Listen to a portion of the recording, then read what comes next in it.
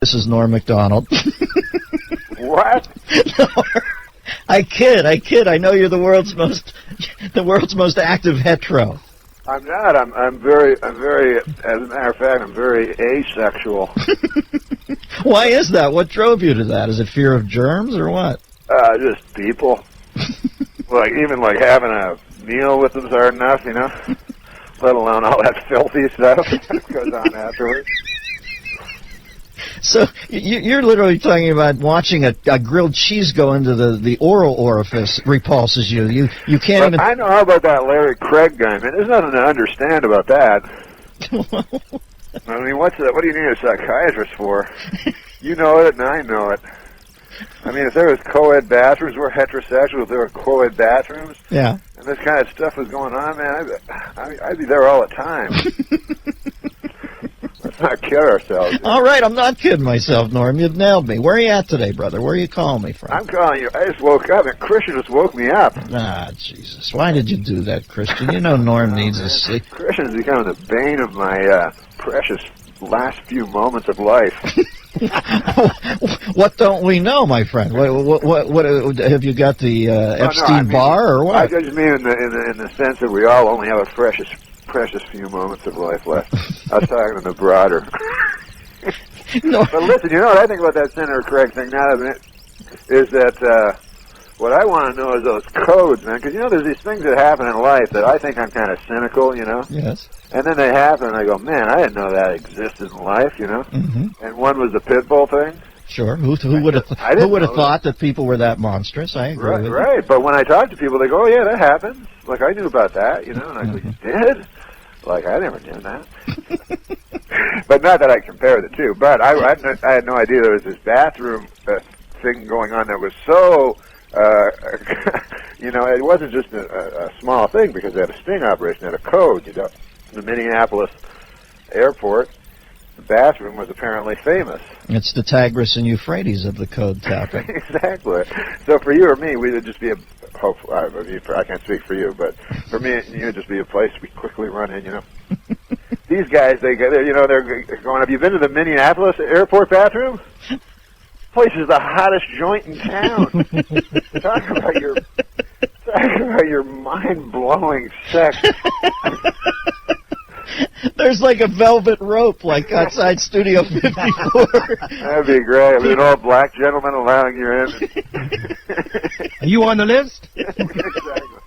You know, my feeling, Norm, is they ought to put in, like Grauman's Chinese Theater, put how wide Craig's footprints were in soft cement in there, so people can come in for photo ops and see how absolutely. Yeah, I think they should put a list of what the code is, because I don't know codes, you know, and I don't want to do the code by mistake, because a lot of times I'll be listening to my iPod. Well, you know, the thing about the code is if you don't know it and you miss... What if I was tapping my toes to listening to my Billy Joe Shaver CD? Right. And my toe tapped against an old dude's police officer, and then he knocked on the thing, and I took off my clothes. I go, what? He goes, what time is it? I go, 7 o'clock. I look at my watch.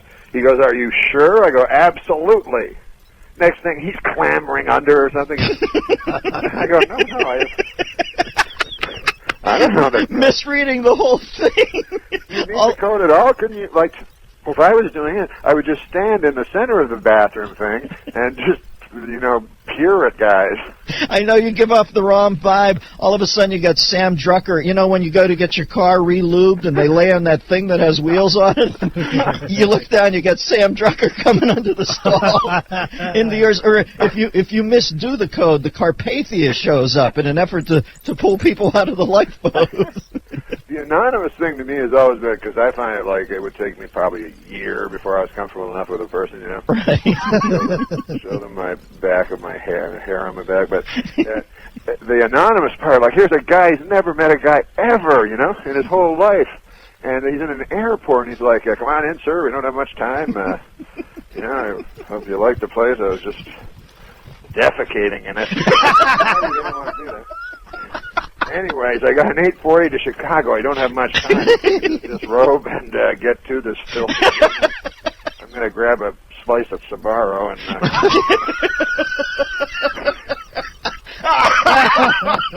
All right, Norman, I got to rock, baby. I'm up against a hard break, as was Larry Craig. This is the Dennis Miller Show. All right, folks, we are about to be joined by a comedy genius, legitimate, 4 stars, my highest approval rating, if I am to be the David Horowitz of comedy, give the ratings. I've always thought he was a genius. I met him when he was younger, but I remember the true moment where I thought this guy is an absolute genius. He used to do a parody of Letterman, which was so side-splittingly insightful and funny on Saturday Night Live, and my favorite moment was he had somehow gleaned that Letterman was so ill at ease with being Letterman that immediately, and he might not do it now, but way back when, the millisecond the show was over, Letterman would take his jacket off and almost fling it and flee the stage. And that was Norm's payoff on the bit. And I remember seeing it and thinking, that is one of the most brilliant comedy moments that I had seen in a long time. Norm! Man, I found out you and I like the same guy. Why is that? It's like 2 girls talking. So we're the same guy because we're like 2 girls talking. No, they would say you and I like the same guy, Exactly. It's Dennis. It's Brian Regan. I mean. Oh yeah. Jesus. Isn't that guy amazing? I've been talking about him forever, and like all these other bad guys get TV shows. Right. And he's the funniest guy ever, and he's on the road. But now he's doing big arenas and stuff. Yeah, something's going to happen there, Norm, because it's like Tim Allen. Remember, Tim used to fill the arenas, then the next thing you know, he got his payoff. That's going to happen with Regan. Does anybody make you laugh hard? I mean, I'm in danger when I watch him. Oh, no, it's crazy. Like, and he's the kind of guy you want to bring people to, you know? Well, Norm, you have that in you. It's possible to be so funny and not dirty, so... Well, you have that in you. You were the most booked guest I had on my 9-year run on HBO because you used to just kill me, man. You have that ability to waste me. So. Oh, my God. Well, you remember you were on the last show, actually. You played a swearing man of the future. No, that show was funny, man. That Dennis Miller show. Remember that show? You remember, of course. Just a young kid with a dream. I was there for most of them. You had the coolest jobs ever, like a half hour a week. I know. Where you just got to be yourself and talk. I know. They got on to me eventually. Now I'm doing 3 Monday hours. Night Football, all of a sudden, like some crazy dream happened. Oh, my God. Meanwhile, I'm on the Norm show. A fever dream. Meanwhile, I'm over on a minute with Stan Hopper. You know what show I would like to see you host, Norm? And this is the God's truth. I would like to see you host To Catch a Predator. I see that as being a good medium for you. What's your thoughts on the To Catch a Predator show? Oh, no, you just brought that up because I was telling that guy earlier I was thinking of that show, To Catch a Predator. Well, thank you for unfolding my conceit here. I was trying to get you into the area you wanted to talk about. That was like a crazy coincidence because I just talked to that Christian dude about that. Jesus, Norm, could you diffuse this anymore? Okay, I'm sorry. It was a setup. I was putting the ball on the tee. I'm Cheech Marin. Nice. Now go ahead, knock it off. You're like Ed McMahon. Yeah, exactly. Until you expose me. Remember when Ed would go, this is the funniest thing, is when Johnny would have all the periodicals, you know? Right. They'd show all the periodicals. Unbelievable that there could be so many, you know, they have one on hunting and one on fishing. And then Ed McMahon would go, I'm glad you brought those. Because you brought every magazine that there could be on this subject. Every magazine on the subject of hunting is here in this pile. There's not a magazine that isn't. And then Carson would come in with some sort of rejoinder and take it back. He would use like if it was a hunting thing, he'd go, "You were wrong." Yes, you were wrong, Elmer Fudd. Elmer Fudd breath. I thought it'd be funny if it was a 911 tape. Remember when Carson had a heart attack? Right. This seemed funnier to me when he was still alive, you know. But he had that heart attack if there was like a 911 tape, because they have them on everywhere now, you know? Yes. And it was Johnny Carson phoning, and he was like, "How do you feel, sir?" And he's like, "I feel like I have a yak on my chest." You are correct, sir. Tell me about... Funny about Dana and Johnny doing those guys, because that was before I was in show business. I just watched you guys on TV do it. Right. When they did the Carson... I love that they do them different than they really are. You know what I mean?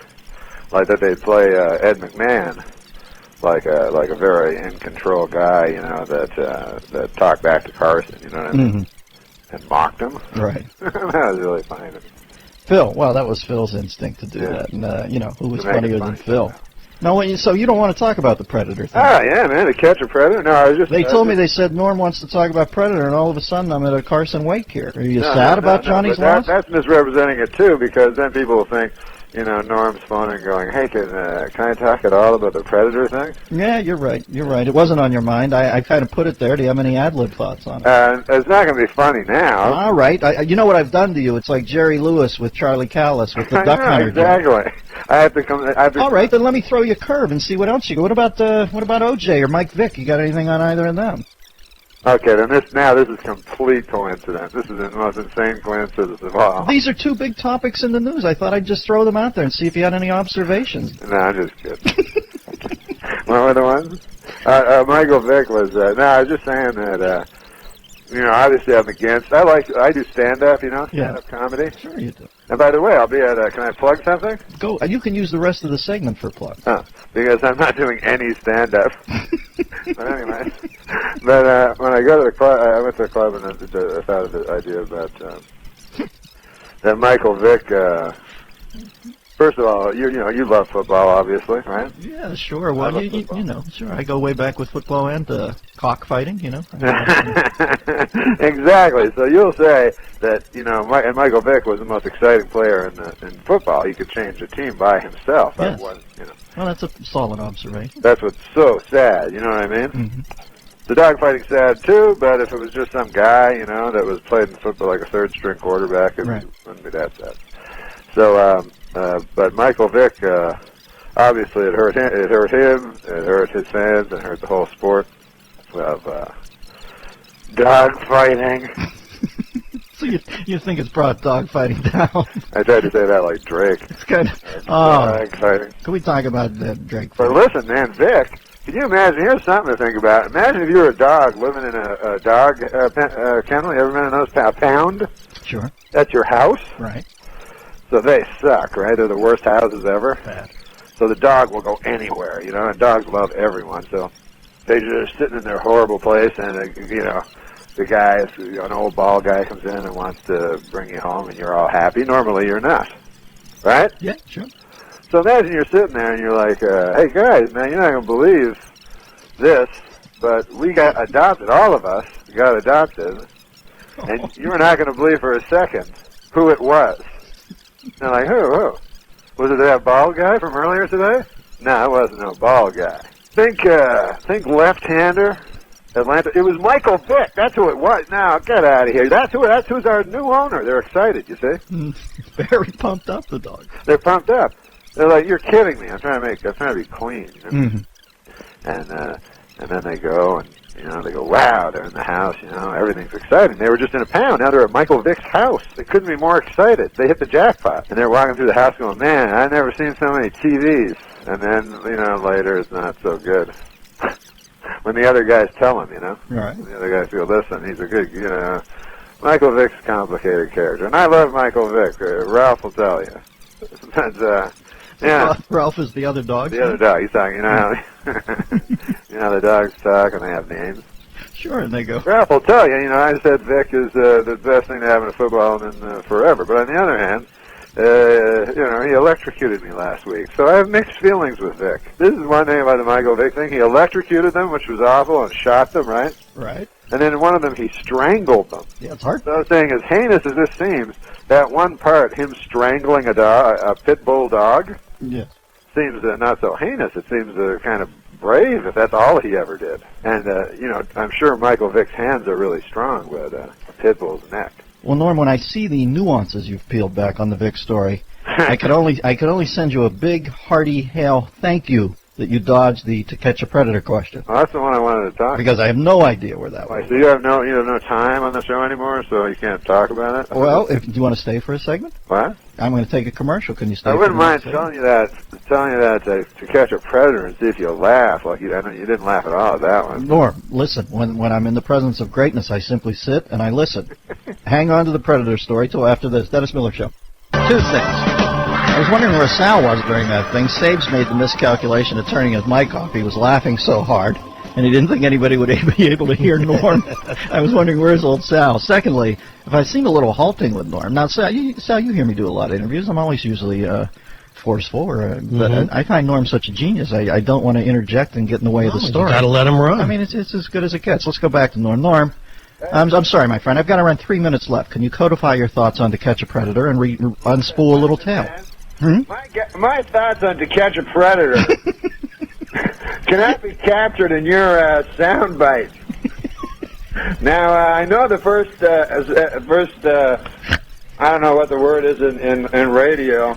In TV, on talk shows, when I'm booked, we call it the next segment. Right. The last segment bombed. Let's not kid ourselves. No, it didn't bomb. Are you kidding me? It was gold. It was just about, I was listening to you unspool the gold. I mean, sometimes when you're on radio, you go, man, maybe people are just laughing in the studio because that's their job. But people at home are not enjoying it at all, so you feel bad about yourself. Well, the bit was volatile. When the guys in the studio also clearly not responding to anything, and then they go, now the funniest was in the commercial, I said, so, he goes, you got to wrap it up in a minute, the Predator thing, like I'm... So I said, I don't know, it's not really a thing. I don't know if I can wrap it up. So he said, I don't think it's going well. Christian, you didn't say that to him, did you? I didn't say that. I said it was going great. We were all laughing so hard we couldn't breathe. We're ill-serving Norm today. The next time we have Norm on, I'm going to say, this is Norm, and let him go. No, this is it, Dennis. I said, how long's your show run generally, because I listen to it on the internet and stuff like that. Right. And he said 3 hours. And he goes, your second segment's up. And I go, what was my first segment, by the way? He goes, that was like 6 minutes. That was your big one. So, the 3-hour show. Well, we've been gaslighting you, Norm. We brought you in here in a deliberate effort to drive you crazy. You sound suitably perplexed now, but might I tell you, you're simply the most insightful, perplexed man I've ever met. We'll have you back. Let's have Norm back and give him a full half hour. No, that'd be great. Well, will you come back at this point? Are you so angry? Man, you're a great interviewer and stuff, right? Yeah, but I was a little intimidated by you. Well, here's a weird thing when you're interviewing somebody, because I've seen them all, man. I've seen Parr, Yeah, sure. I've seen, mostly I watch Parr. But I've seen them all, Sure, you go way back. And rarely, Merv Griffin, one of the greatest ever, he's just fast. Who was a greater interviewer than that dude? Nobody. But Merv Griffin would never say, Norm, I understand you want to talk about To Catch a Predator. What else does it say here? Michael Vick.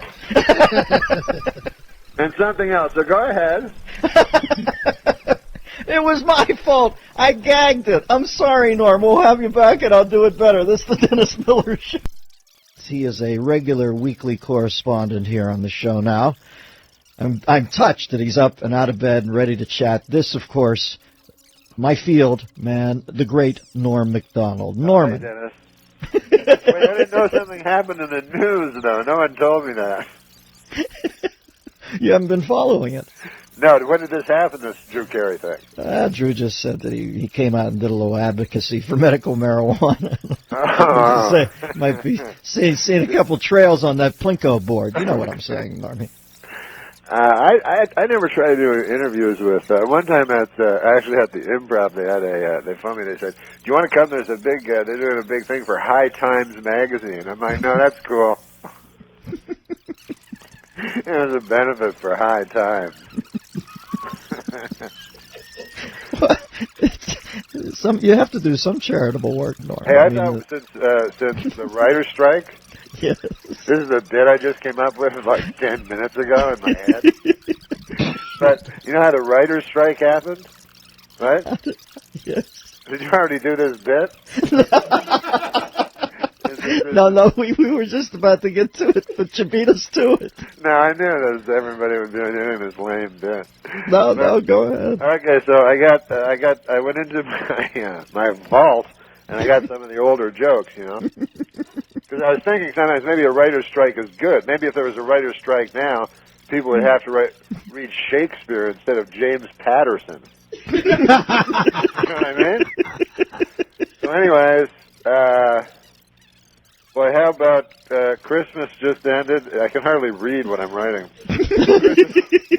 Christmas just ended, and I dragged out my Christmas tree. I found a great way, Dennis, to get rid of it. I just put a price tag on it on the corner, and I wait for Winona Ryder to steal it.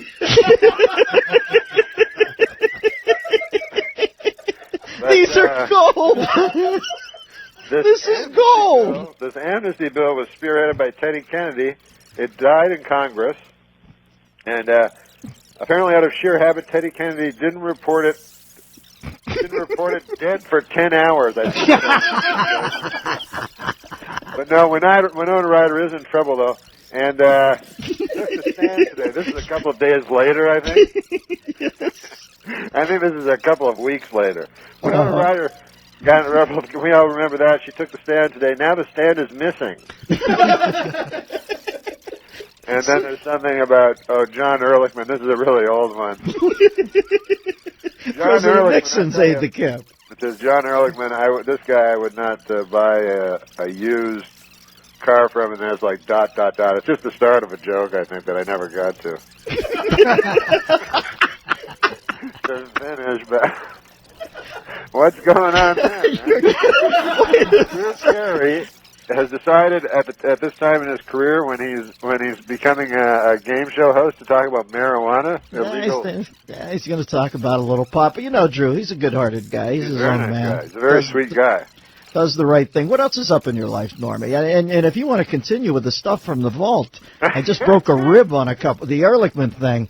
That is the joke. The ...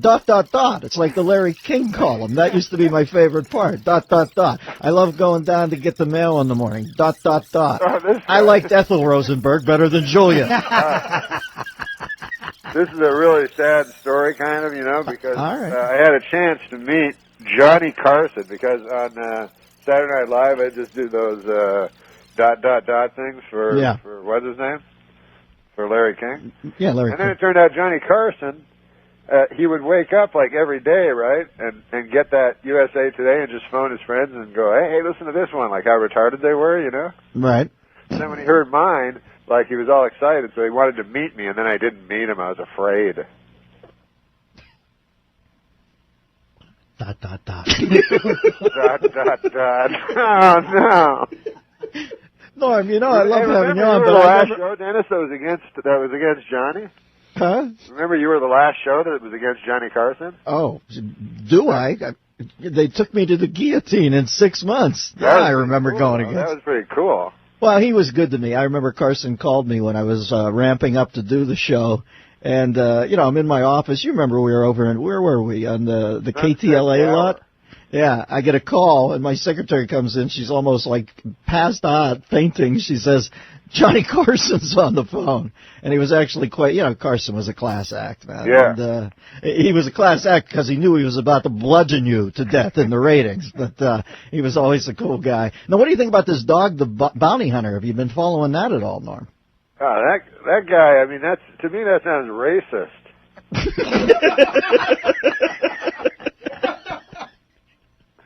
But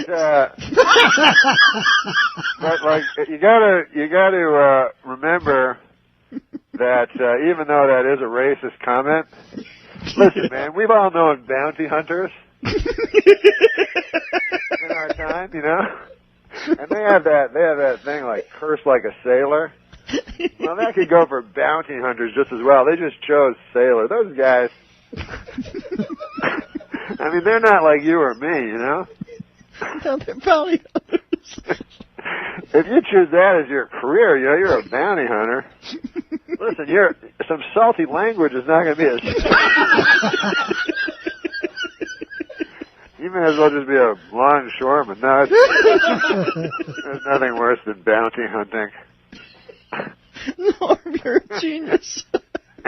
All right, we got a couple minutes left. Anything else you want to lay on the listeners before we leave today? That was funny, that bounty hunting thing. Seems like he's going to get a pass on it, right? I don't think so, Norm. I think he's in trouble. Are his bounty hunting days over?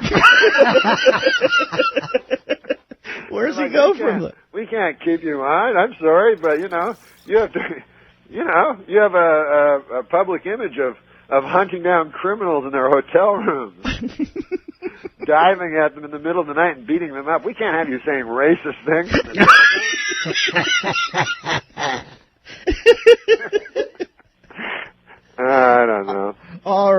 Norm. I'm going to put some oxygen on my face here and recover. You're going to be on every Friday now? Yeah, that'll be fun, right? Oh, are you kidding me? I'll be like your Pete Bar Beauty.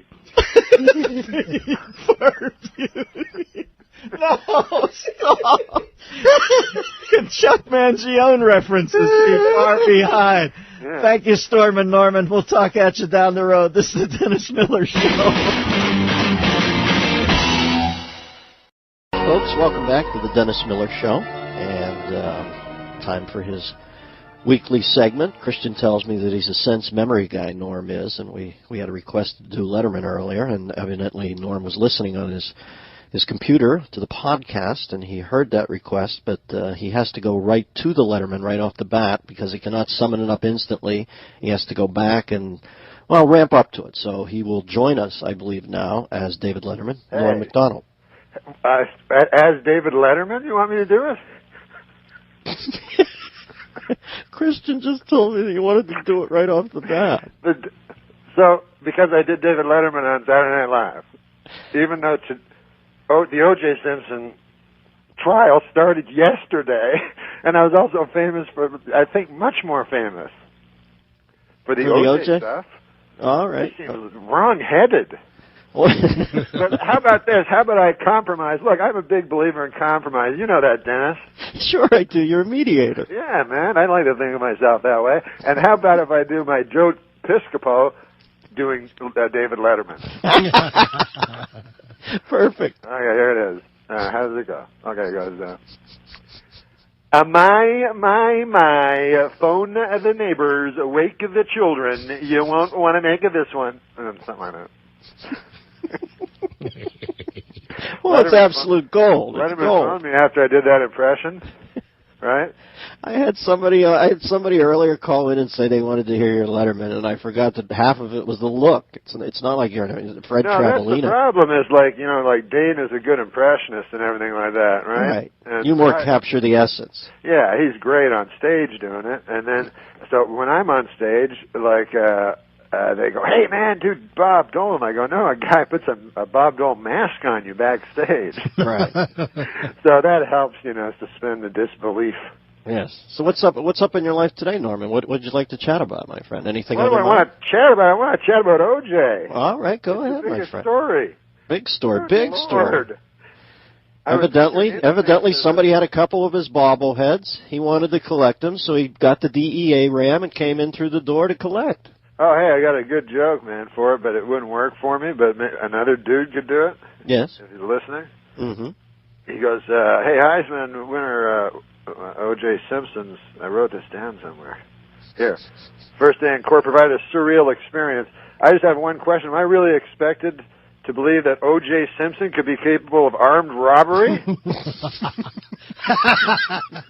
I gotta do that. Let me hear him. Why couldn't you do that? That's a perfect Norm joke. Man, I should have just done it without that stupid thing. Yeah, the qualifier, because that eats into the edifice of the joke. I know. I'm like, hey, this joke would work, except not by me. Here I goes. All right. But what I was thinking about O.J. is when he goes to prison, when he goes to the Gray Bar Hotel, as Letterman calls it, when I first went to New York, Yeah. all the guys at all the clubs, the MCs would all shake my hand and talk like David Letterman. Yeah. All the time.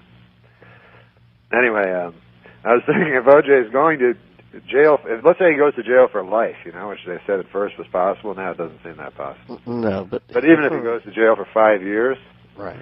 But let's say he did go to jail for life. That would be the worst possible scenario for O.J. on account of he goes to jail for life, right? Which would have happened to him anyways if he'd been found guilty earlier. Legitimately. And plus, he's lower on the pecking order because he's an armed robber. Right. And then he's like, "No, guys, man, I killed 2 people. I did it." And they're like, "Yeah, if I did it. If I did it. Frank got the book." Frank squirreled in the book, man. So they all read it before he even hit the joint, man. Hey, so listen, the big story here in Hollywood is the writers' strike. Right. I went I went to support the picketers.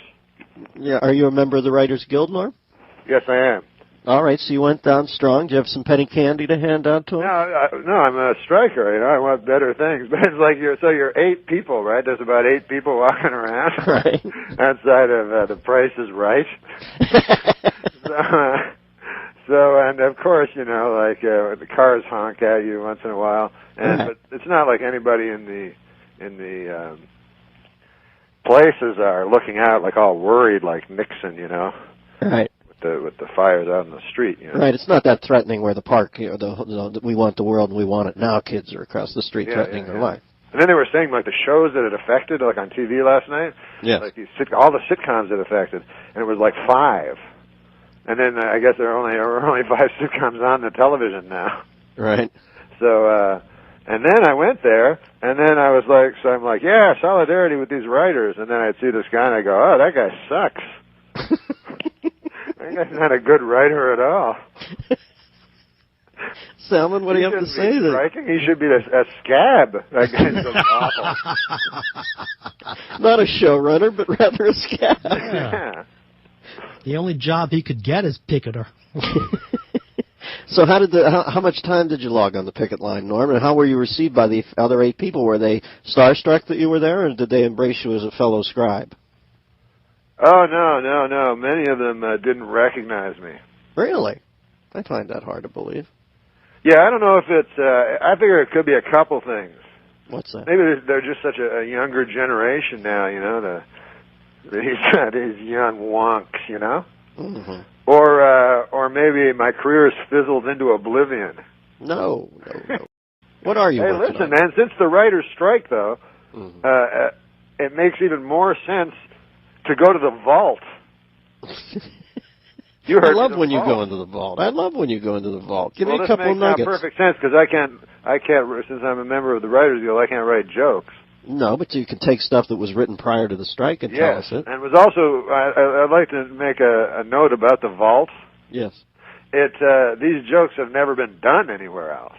No. They were placed in the vault just in such a case. I'm like Ed McMahon. In a pristine condition. Wasn't it the funniest when Ed McMahon would he'd have all the magazines, you know? Right.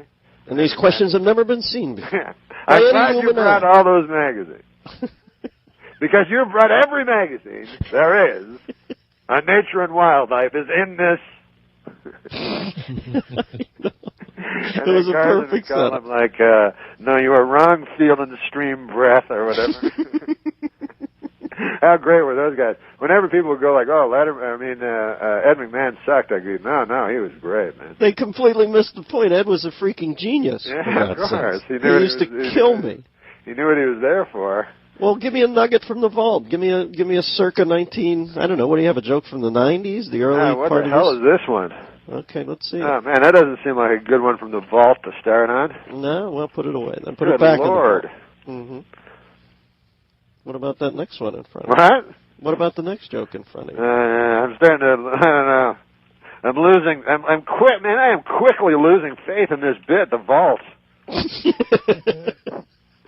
I hate to say it. There's got to be one. Yeah, well, last night I tried to take my mind off things. I went to see that new Hugh Grant movie, 3 Weddings and a Black Hooker. Some joke should stay in vault. Hey, listen, man, what about that? How about that Rick James? He's in trouble. He's in a lot of hot water for assaulting a girlfriend. Here's a little note to the ladies. Getting branded on the thigh with a cigarette, not foreplay. And a little tip to the ladies. This is actually, gold. I found something in the vault. I forgot. I found something in the vault that's sort of topical because it was just Halloween, and my pumpkin is sitting out on the stoop. Yes. A week after Halloween, you know. So it's all it's still shriveled applicable. and wrinkled, And today, Anna Nicole Smith dated us. So,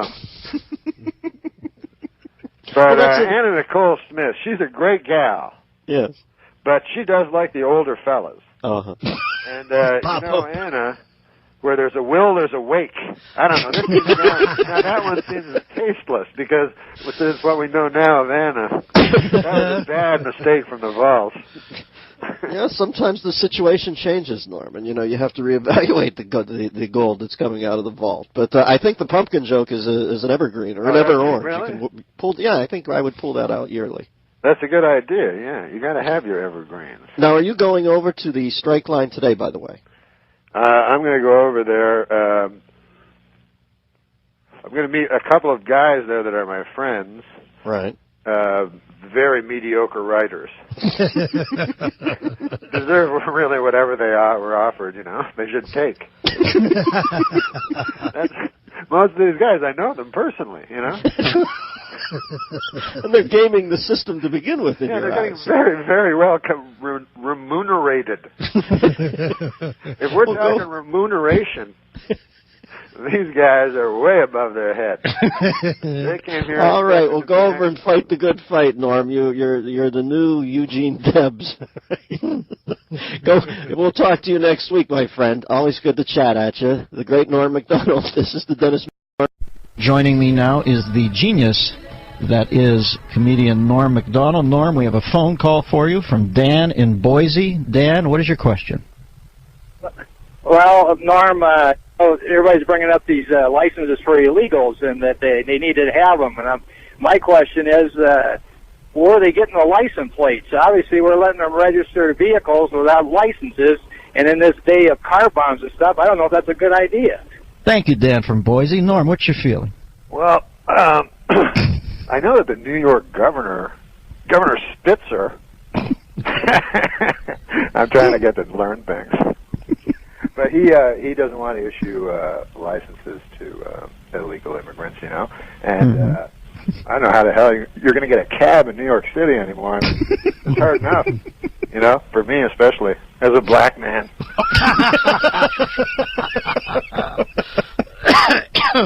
I'm sorry, Normie. I just dropped that question into your lap because I knew that you would handle it and volley it back seamlessly. Oh, man. Dennis, this morning, I had a bad idea. Yeah. I got a trainer. Right. I decided to work out. Hey, by the way, I heard your news thing right before. You know? Yes. And they were talking about that telecommunications thing. Yeah. And that, you know, because people are all freaked out that their phones are being tapped all the time, you know? Right. People are so self-involved that they think anybody cares about them. Right. But, you know, nobody wants their phone tapped. But I do a little trick, you know, during my conversations with my friends. What is it? I'll be talking because, you know, sometimes I might say something that I might not want, you know, around or something. So I'll throw this in during the conversation. I'll say to my friend, I'll say, hey, Bill, you know who's one hot piece of ass? Dick Cheney. But anyways, I went to my trainer. God, I don't work out. I'm a weak man. You know that, Dennis. Well, listen, you and I were on the Mount Olympus of weakness. And not just physically. No, in every way. In every single way. So I told the guy that, and he said he couldn't do anything except for the physical part. But I don't know if he was the best trainer anyway. He was smoking a butt the whole time. No, that's not good. That's just a joke. He was a big guy, and but I told him, I said, look, I don't want be big like you. You know, I don't want veins. I have no use for that in my arms. You know, or abs. I don't want abs. I don't know quite what they are. All I know is they were invented around the '80s, and I don't even know what you do when you get them. You know what I mean? Because you got to wear a shirt. You know. You just go to work and go, hey, you want to see these things on my belly? Everybody's like, no. But so I told the guy, I said, that I'm here for one reason and one reason only. I want to have one hot ass. But this guy explained to me, it was horrible.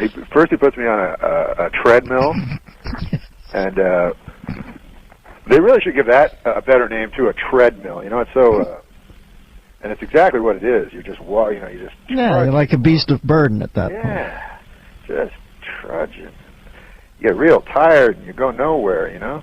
I get enough of that in my real life, you know? Me too. Yeah, sure.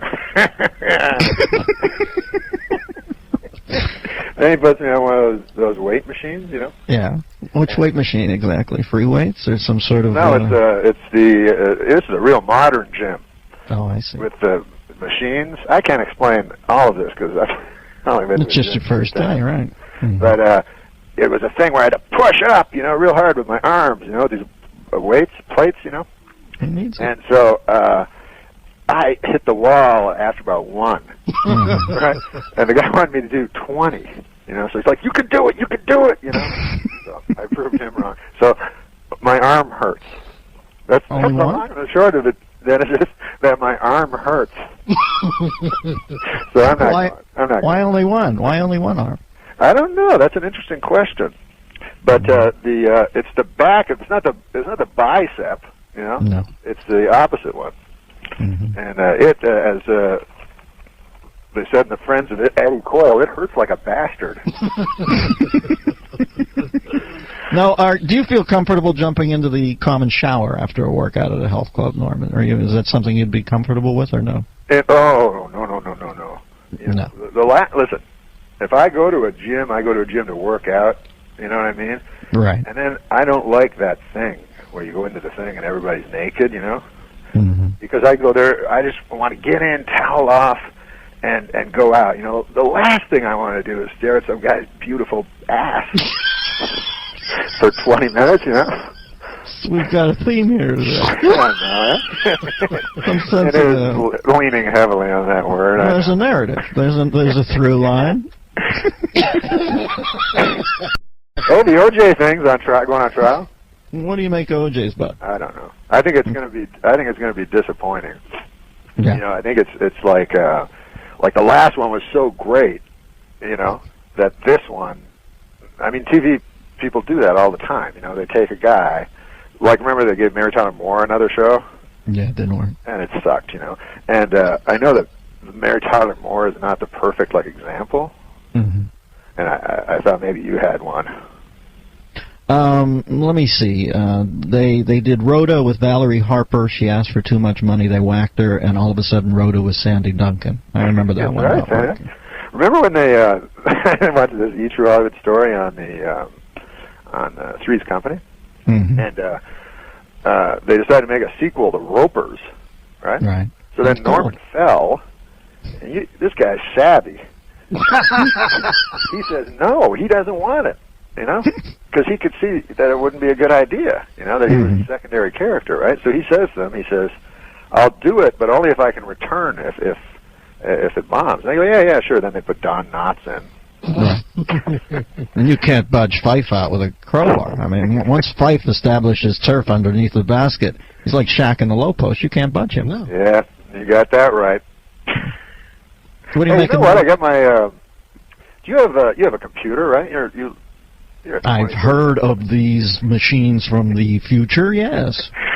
So I have, all I do is play poker on my computer, but I have my emails. And I have every day, it's like 200 or something. And I'd say fully about a fourth of every one is some doctor trying to get me to lengthen my penis. Now, I don't know how I got on this mailing list, Dennis, but I'm at the point where doctors are actually fighting for, you know, to get me as a client. The ability to lengthen your genitalia is in play, as they say in the stock market. I don't know how. I guess my GP might be a bit of a blabbermouth. So I think I consider that part of my anatomy to be filthy and shameful. So, you know, last thing I want is more, you know, more stuff to hide from everyone. The bad penis. I'm sorry, I snorted there. What are you doing today, Norm? What are you going to do after this? I'm going. Well, I'm going to see my son tonight, which is always my favorite thing. Oh, beautiful. You know, what do you guys like to do? My son goes to school with your nephew. With Sammy. Yeah. Over. Yeah. Beautiful. Oh, you told everyone where my son goes to school. Oh, that's okay, Norman. God, they've seen it on the shower. Yeah, so that's cool. Big game this week, my friend. Big game. Are you going up to it? What game? Big football game between... Oh, I thought you meant real football. Sammy will be playing that. Yes, Sammy. No, I mean it's real football. It's fun with children. Fun watching children play. When I was a kid, I had my kid in soccer. Yeah. And he was like 4 or 5 years old. No, I think he's older than about 8. But like that matters, right? So twice the original age. No, the story's built on the age, so dial it in correctly or I can't listen. So here in L.A., in Hollywood, Holly Weird as you call it. Oh yeah. We have we play soccer. We have all the parents go to the soccer games. And nobody cares about soccer at all, right? Except the foreigners. They're so the foreigners, they know everything about soccer. They're like corner kick. They're yelling and you can see how riots start. Because soccer is so important to them. And this one time, it was kind of the funniest thing. There's this guy on my team, the father, he's pacing all the time, yelling at the ref, and these two kids just collide head on, and one kid falls. It looks like he's dead or something. Everyone rushes on the field, and they pick up this child from the other team, and they take him off. And then the guy beside me goes, "I know that kid. He's a faker."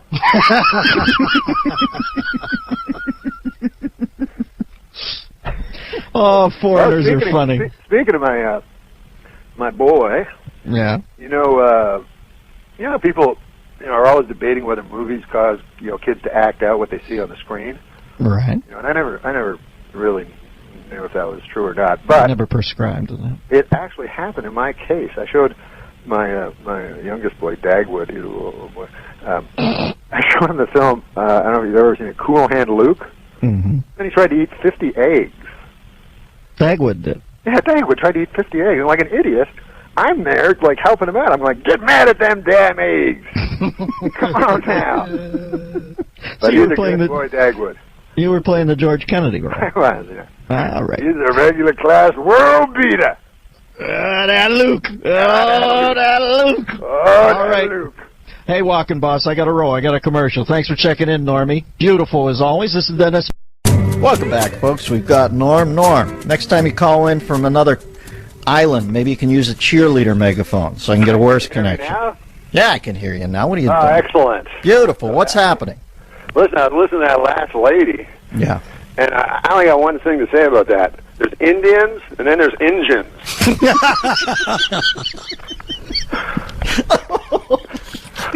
And we're underway. Look, no Indian ever scalped me, but you can't trust them Injuns. All right, Normie. And we're up and running. I got a list of things that I'm thankful for. Every year I make them on the day before Thanksgiving. Right. So I can make a little speech, Right. And I like it if you'll have me to read my list. Yeah, I'm going to not even interrupt you. You take your time. Well, firstly, I'm thankful for the fine ladies who live across this country and leave pies on their windowsills, so an old chunk of coal like me might have a meal from time to time. I'm thankful for all of my 5 children, especially the one that I like. I'm thankful for the simple things in life, like bread. Although I've never tried it myself, I hear it's quite good. I'm very thankful for the brave man who pulled me from a burning building last April and unfortunately perished in the process. I'll never forget him, I don't remember his name, but I think he had a mustache. Oh, Jesus, Lord. Of course, I'm thankful for being able to do stand-up comedy for a living, There's nothing more gratifying than to step on a stage before a quiet crowd and with my comedy slowly turn them into an unruly mob. I'm thankful for women, the greatest creatures on earth, because without women, Dennis, there would be no cookies. I'm glad that this year the police finally solved the baffling murder of Margot Hemingway. And finally, what I'm most thankful for, of course, is serious, is friends. Yes, friends. Especially that one where Joey buys Chandler a duck. That's the one I like the best. Norm, I don't even think we punctuate that. I think it is such a beautiful list that we appreciate you calling in. We are thankful for your continued patronage here, and you have a good time in Hawaii. Happy Thanksgiving, my friend. Yeah, give my love to your family, buddy. All right, we'll talk at you down the road. The lovely Norm MacDonald. This is the Dennis. You know, is Norm ready? How is Norm this morning, Chris? Norm's good. He sounded a little groggy. I asked him if I had woken him up, and he said, no. I had to wake up to answer the phone. And he also mentioned that he wrote a poem last night. He had to find it, but I'm informed that he has found it. So Norm has a poem for us. Is Norm ready to go? Hey, Dennis, how you doing, man? What's up, E. Cummings? How are you today? Hey, I want to say hi to Sal, too. I forgot I never say hi to him. Hey, Norm. How you doing, Sal? Good, man. That didn't go so well. No, we're ripping out of the gate. You're Cha-Cha Meldowney. This is your bit, man. I'm not going to step on it. You just jumped the tree. Go ahead. What do you got today, Normie? I I like to give you free reign. What do you want to talk about? Well, did you see that Packers game last night? Oh, great game. Great game. Who's the second string quarterback? I'm blanking on his name for the Rodgers. cut. Huh? Aaron Rodgers. He looked great, didn't he? Yeah, I don't know if there'll ever be a quarterback controversy there or not, but yeah, he was amazing. Yeah, the kid looked pretty prepped. I think it augurs well for the Pack if Favre moves on. Because I don't know if Favre will ever move on. I mean, it's like being Conan O'Brien waiting for Leno. That guy ain't going nowhere. No, Jay, they're going to have to go in there with a Buford pusser stick and knock him out and drag him out. But yeah, that was a great game, man. I was going for Green Bay, but Did you bet the game? no, I no longer bet. Oh, you're off the stuff. Yeah, although I was so tempted this week to bet against the Pats with the largest spread in NFL history. Right. And you can't cover that kind of line the way the clock moves so fast. 25 points, right? Well, I'm glad you stayed off the stuff there, Norm. Yeah, I didn't know I had opened a Pandora's box there, but Yeah, I start doing that before you know it, man. I'll be betting my fingers against Chinamen. No, not Chinamen. But I mean, no Asian Pacific American. Rim denizens. Asian American. No, but I will tell you one thing. As ethnic slurs go, Yes. Chinaman has to be one of the least offensive. It literally says a man from China. Yeah, I mean, because on Kung Fu, that's what they're, you Chinaman, you go, "Wah!" And he was only half a Chinaman. That's right, he was. It's like the difference between the Cleveland Indians and the Washington Redskins. I can see where Redskin might upset somebody just a little. I don't think you're ever going to get a change, but at least it is a bit denigrating. But Indians, isn't that? I never understand that. You don't understand that? No. What? Well, here's the thing, man. Or Braves. I have no formal education, Mm-hmm. and as a matter of fact, I don't have any informal education. It's not like I'm hanging out with professors on the weekend, right? Yes. But this is the way I understand it. Old Chris Columbus, Mm-hmm. he sailed over here, Right. and then he got here, and he thought it was India. Jesus, what a dolt! And that's the source of us all. Yeah, so he goes, hey, man, look at all those Indians. All right. Oh, that's it. And then one of his buddies goes, hey, man, we took a wrong turn at the middle of the Pacific Ocean. This is America. And then he goes, hey, you Indians better get the hell out of here. You're not even in the right country. Well, once you're about to take a country from somebody, you cannot refer to them as Native Americans. It only makes your task harder. They will fight harder because you've already told them you assume that it is their property. But my feeling is at some point there were an ice people, a horde of, almost Piltdown men-like creatures who the Indians or whatever, the Native Americans came in and took this from. Isn't that the way of the world, Norm? That eventually everybody takes something. What's a Piltdown, man? You talking about the old days? I'm sorry to throw you off the scent of the conversation. I'm talking about in Paleolithic times. I assume that the Native Americans were not native here either, but came down and took this from somebody else. That's just the way of the world. Yeah, everybody takes everything. Listen, Mother Nature is a brutal bitch. Mm-hmm. A red-clawed, Paint the picture. machine that eats and Shrieking harridan. Yeah.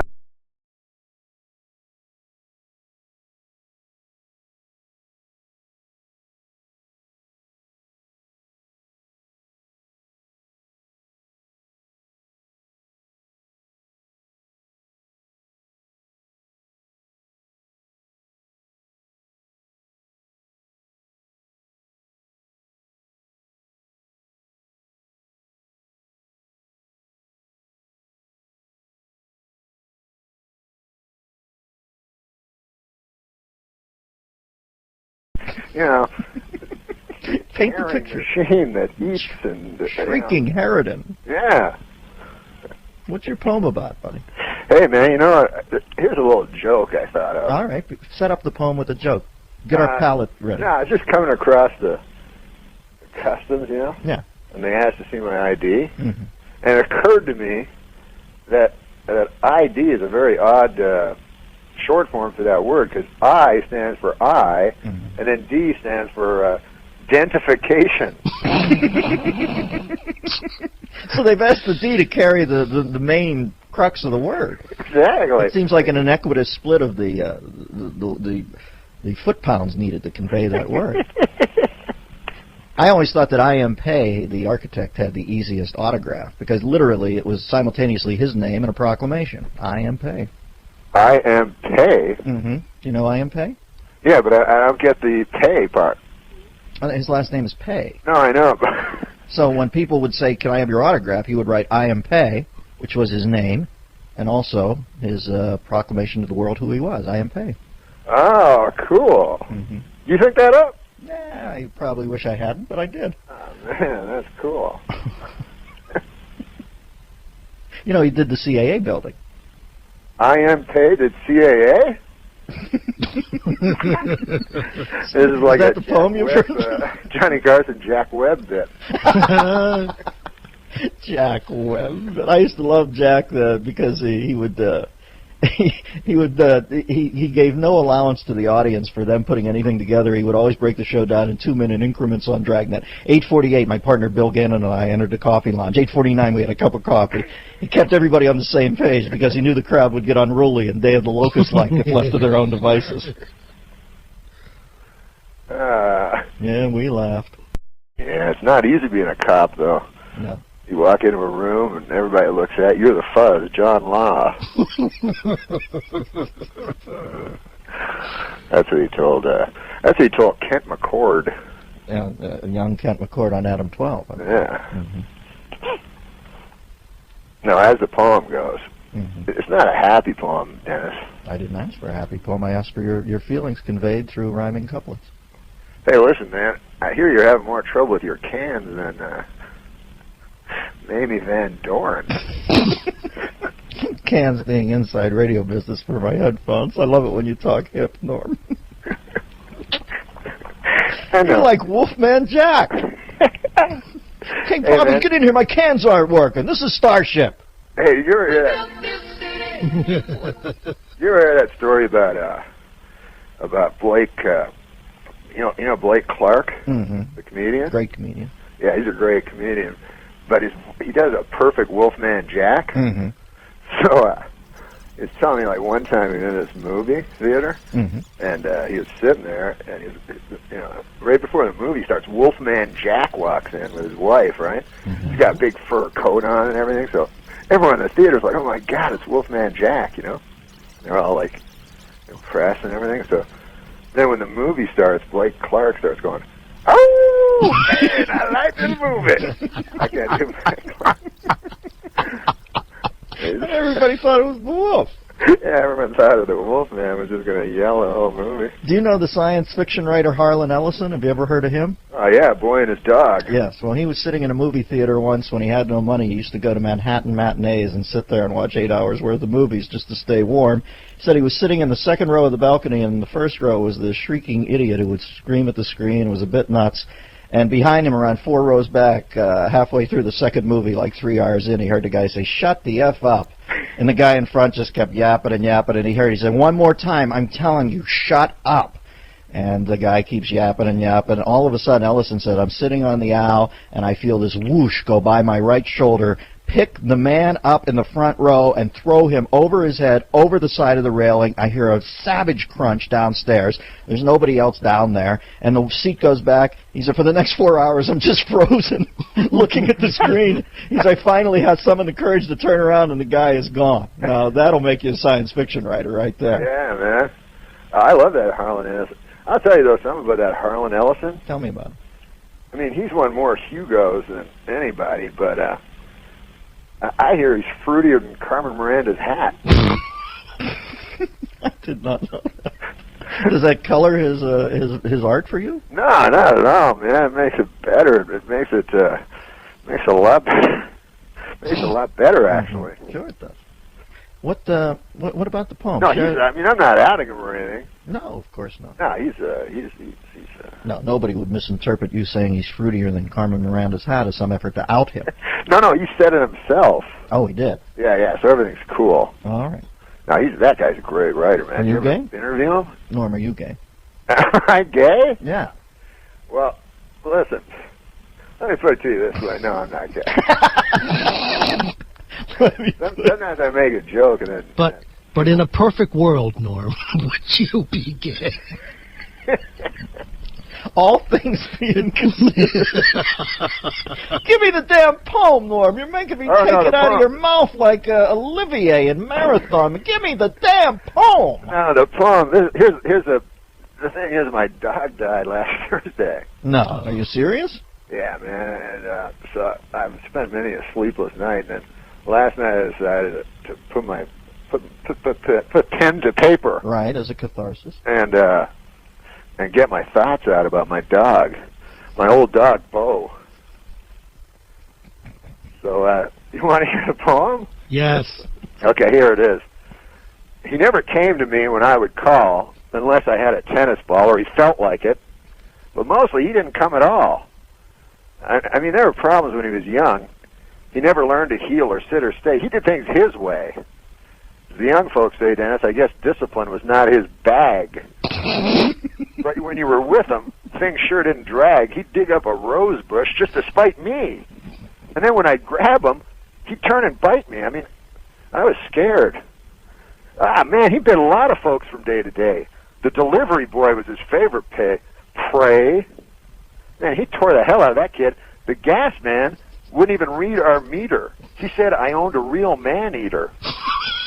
God, how I wish I'd listened to that gas man. You're not going to believe this, but he set the house on fire. Look, the story's too long to tell. Suffice to say that he survived, but the house was a smoldering hell. On the evening walks, and Gloria took him. That's my wife. That's my wife, Dennis, Gloria. He was always the first out the door. The old one and I brought up the rear. That's what I call my wife, the old one. Why I married an old woman, I have no idea. But anyways, the old one and I brought up the rear because our bones were sore. Probably because that dog would chew on the bones of our legs every cursed day. He would charge up the street with Mom hanging on. Boy, what a beautiful pair they made. And if it was still light and the tourists were out, they created a bit of a stir. And by stir, I mean countless lawsuits. But every once in a while, he'd stop in his tracks and with a frown on his face, look around. It was just to make sure that the old one, that's my wife, was there and would follow where he was bound. And we knew damn well enough to follow, I'll tell you that. We're early to bedders at our house, Dennis. I guess I'm the first to retire. I like to get to sleep before the old one clambers into bed. And as I'd leave the room, he'd look at me and get up from his place by the fire. God, he loved that fire. He'd stare at it for hours. It was like he was getting messages from it. He knew where the tennis balls were upstairs, and I'd give him one for a while. He'd push it under the bed with his nose, and I'd fish it out with a smile, a nervous smile. And before very long, he'd tire of the ball and be asleep in his corner in no time at all. By the fire! And there were nights when I'd feel him climb on our bed and lie between us. And I don't know what to do. All right, I wanted to come back with Norm, but I guess we didn't. I'm here, man. Oh, I thought you were going to come back and wrap the poem up. I'm wrapping it up right now. Christian. Ready? Go ahead. And now, God forgive me for saying this, he's finally dead. But there are nights when I swear I feel him climb on our bed and lie between us. And there are nights when I think I feel that god-awful stare, and I reach out my hand to stroke his hair, but he's not there. The old one thinks he lives in the fire and comes out at dark. Oh, I wish that wasn't so. I'll always fear a dog named Bo. Norm, that was beautiful. Now let me ask you this: was there ever really a dog named Bo? No, I stole it off Jimmy Stewart. This is the Dennis. All right, Christian, do we have Norm is with us, yes. Norm? And what anything you want to tell me about Norm's segment this week? Is there anything he wants to talk about? What he said to me is, what we're not going to do is, I'm not going to read a poem. I love that poem, by the way. Me too. Norman. Hey, Dennis, how you doing? How you doing? I'm all right. I have to apologize for that fiasco last week. I liked the poem. Why would you apologize? I liked you more existential. Oh, man. I guess it was just too long. It was turned out to be... No. Just forget the fact that Alfred Lord Tennyson called halfway through and said, is this ever going to end? Forget that. Exactly. I'm going to leave the rhyming to the Lily Sobieski from now on. It's funny. And we're off. I don't even know what that means. What's up, Normie? But I remember, I realized something. My problem with the segment is that I've been waking up about 5 seconds before I go on the air. Mm-hmm. So today I got up a couple hours ago and made myself a big, healthy breakfast. What'd you have? What I have? Yeah, I had 6 farm fresh eggs, half a rasher of bacon, and a pot of piping hot coffee. So you're kind of drowsy. Hey, Sal, how you doing? I'm doing well. A half a rasher. God, you make me laugh, Norm. And what is the healthy breakfast yielded you in the way of insights into the world? Oh, I was just listening to that. You were talking about Mitt Romney and that speech he gave. Yeah. And I don't know if you know this, he got a really good response from the crowd, but apparently 10,000 of them were his wives. All right, just flicking the jab here. We're getting out of the blocks. Yeah, that's all it is. No, I've been scouring the newspaper trying to be more of a more topical. Sure, up to the moment. And so I've come up with a couple things. Boy, I can't wait. Well, they mentioned that Oprah Winfrey, is crisscrossing the country with, she's making personal appearances to raise money for Barack. All right. And she says if that doesn't work out, she'll just give him $1 billion. And still have a little left over for a nice healthy breakfast, the 6 farm fresh eggs and a half a rasher. Oh, Osama bin Laden? What's up with him? How's he doing in the polls? The guy released another tape to recruit young Muslims to fight and die for Islam, and I don't know, I think he's serious this time because apparently he's tossing in a pair of tickets to Hannah, Montana. Which is a big enticement to the kids today. Yeah, for the young... the young crazy Islamicist who has access to the Disney Channel. Exactly. I don't know what else. No, you don't have to hit jokes. Ted Kennedy is getting $8 million for writing his life story. I saw that. I hope this doesn't give him a big head. He has that giant, big red head. I know his head is second only to Will Durst's in total cubic space. You've been great. I've been Durst. We're talking about a comedian in the Bay Area, quite a actually perceptive political observer, but he did have a big Macy's balloon type dome, and that was how he ended his act. You've been great. I've been Seacrest. I haven't seen a melon that big since I can't think of anything. I haven't seen a melon that big since the 4-H fair at Chernobyl. Yeah. How's that? Man. I'm just knocking it off. I don't know how you do that. It's easy when it's not funny. Oh, they did ask Kennedy in that book. They said if he was going to address the subject of Chappaquiddick, right? Because that's obviously a big part of his life, and he said we'll crash off that bridge when we come. Oh, I love Chappaquiddick. Hey, no, Norm. Yeah. I was watching a commercial over the weekend for a phone company, and there's these little creatures. And is it you and Steve Buscemi voicing the creatures? Yeah. I always wanted to work with a serious actor. What do you play in that commercial? It's a little... I don't know why they they got it, but I play like a child gingerbread man, and Steve Buscemi plays my father. Mm-hmm. It's sort of like a confectionery at close range. Where you... Yes, exactly. The coolest commercial was that one you did, where it was for Miller beer, and all you had to do was go like, just a matter of time, right? Yeah, they had this. It was a very glassy floor, and there was something in the background that was blacked out. I walk out very slowly. It was a 30-second commercial. I saunter across the stage. I've got a nice suit on. You hear clip clop, clip clop, clip clop.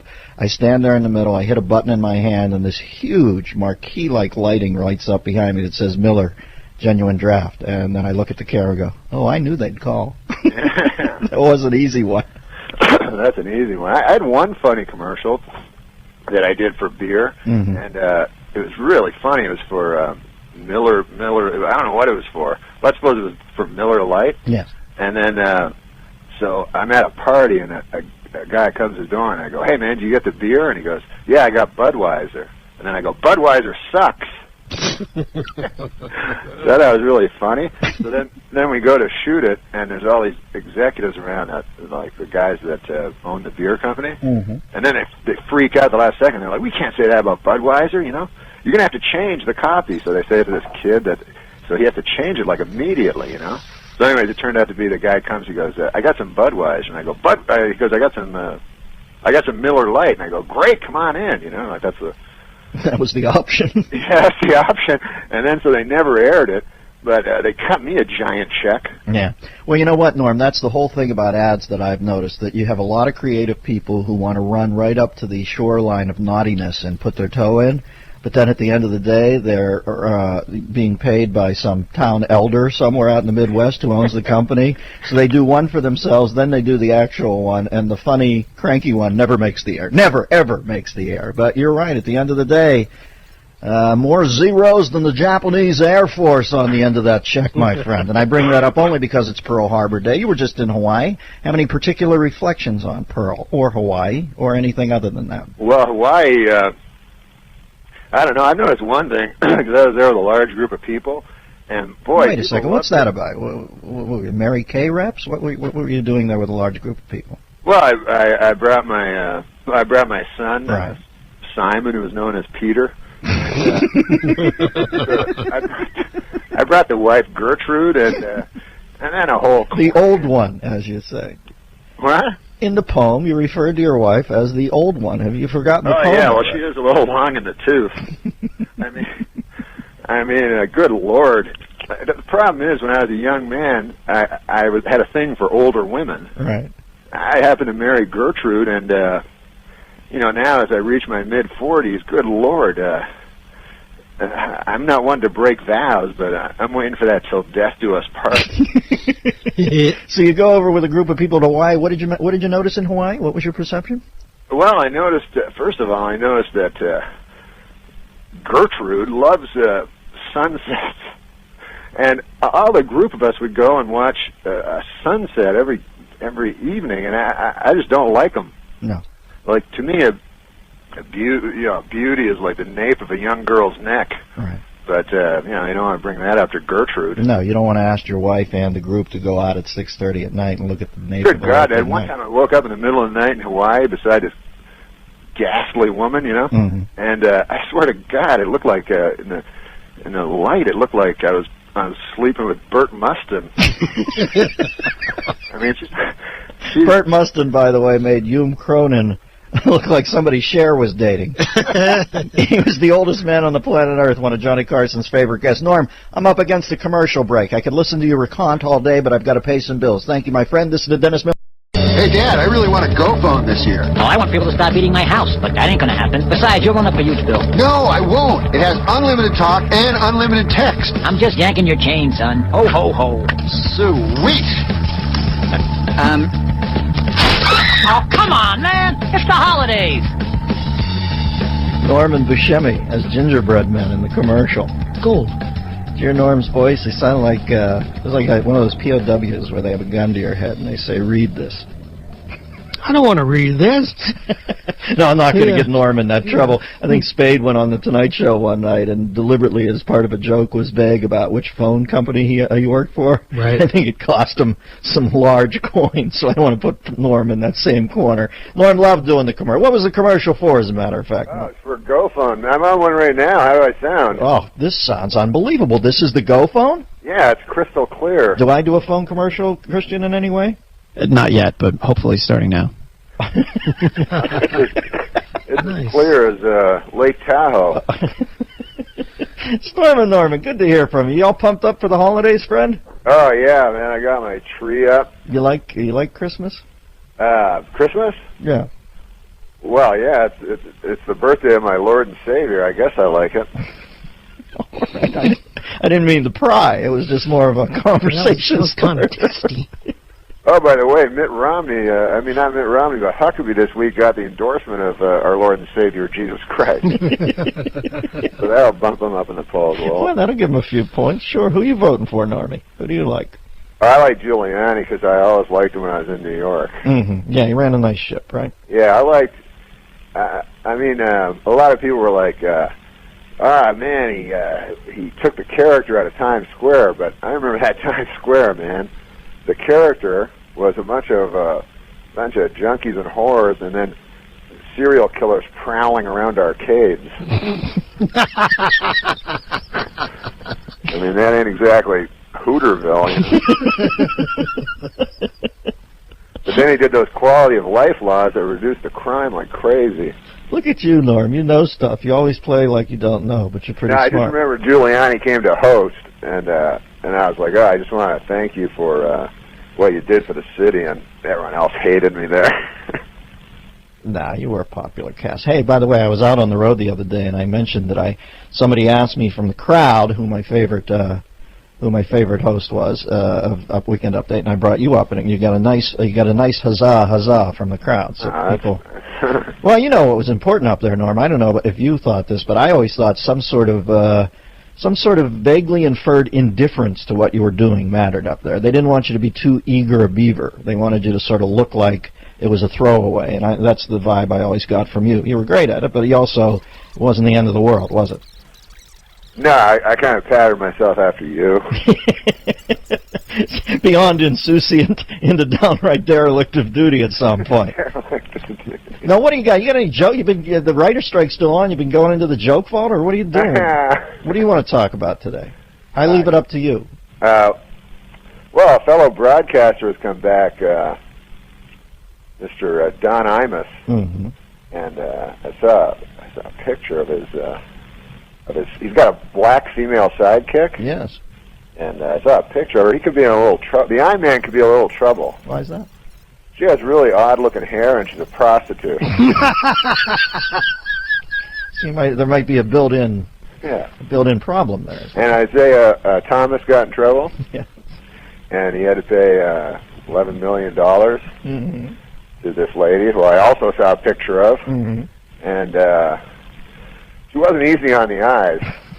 Let's put it that way.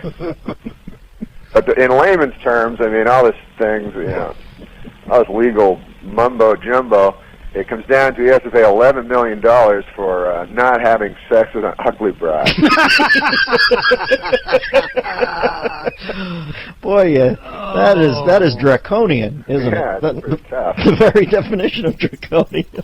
I mean, I think Magic Johnson could sue him if he used to kiss him. You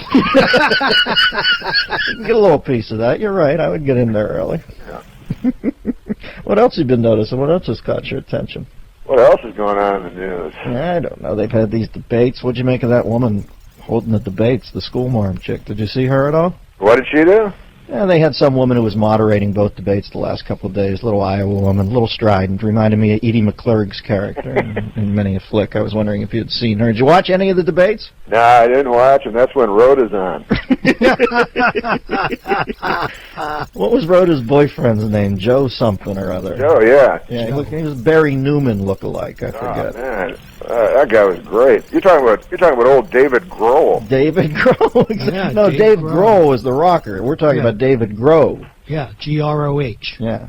Well, all of a sudden, Sal's, Boswell to his Sam Johnson. If I'd asked you a few seconds ago, you had no idea until Norm bailed us out and put us on the trail. All of a sudden, you're his official biographer.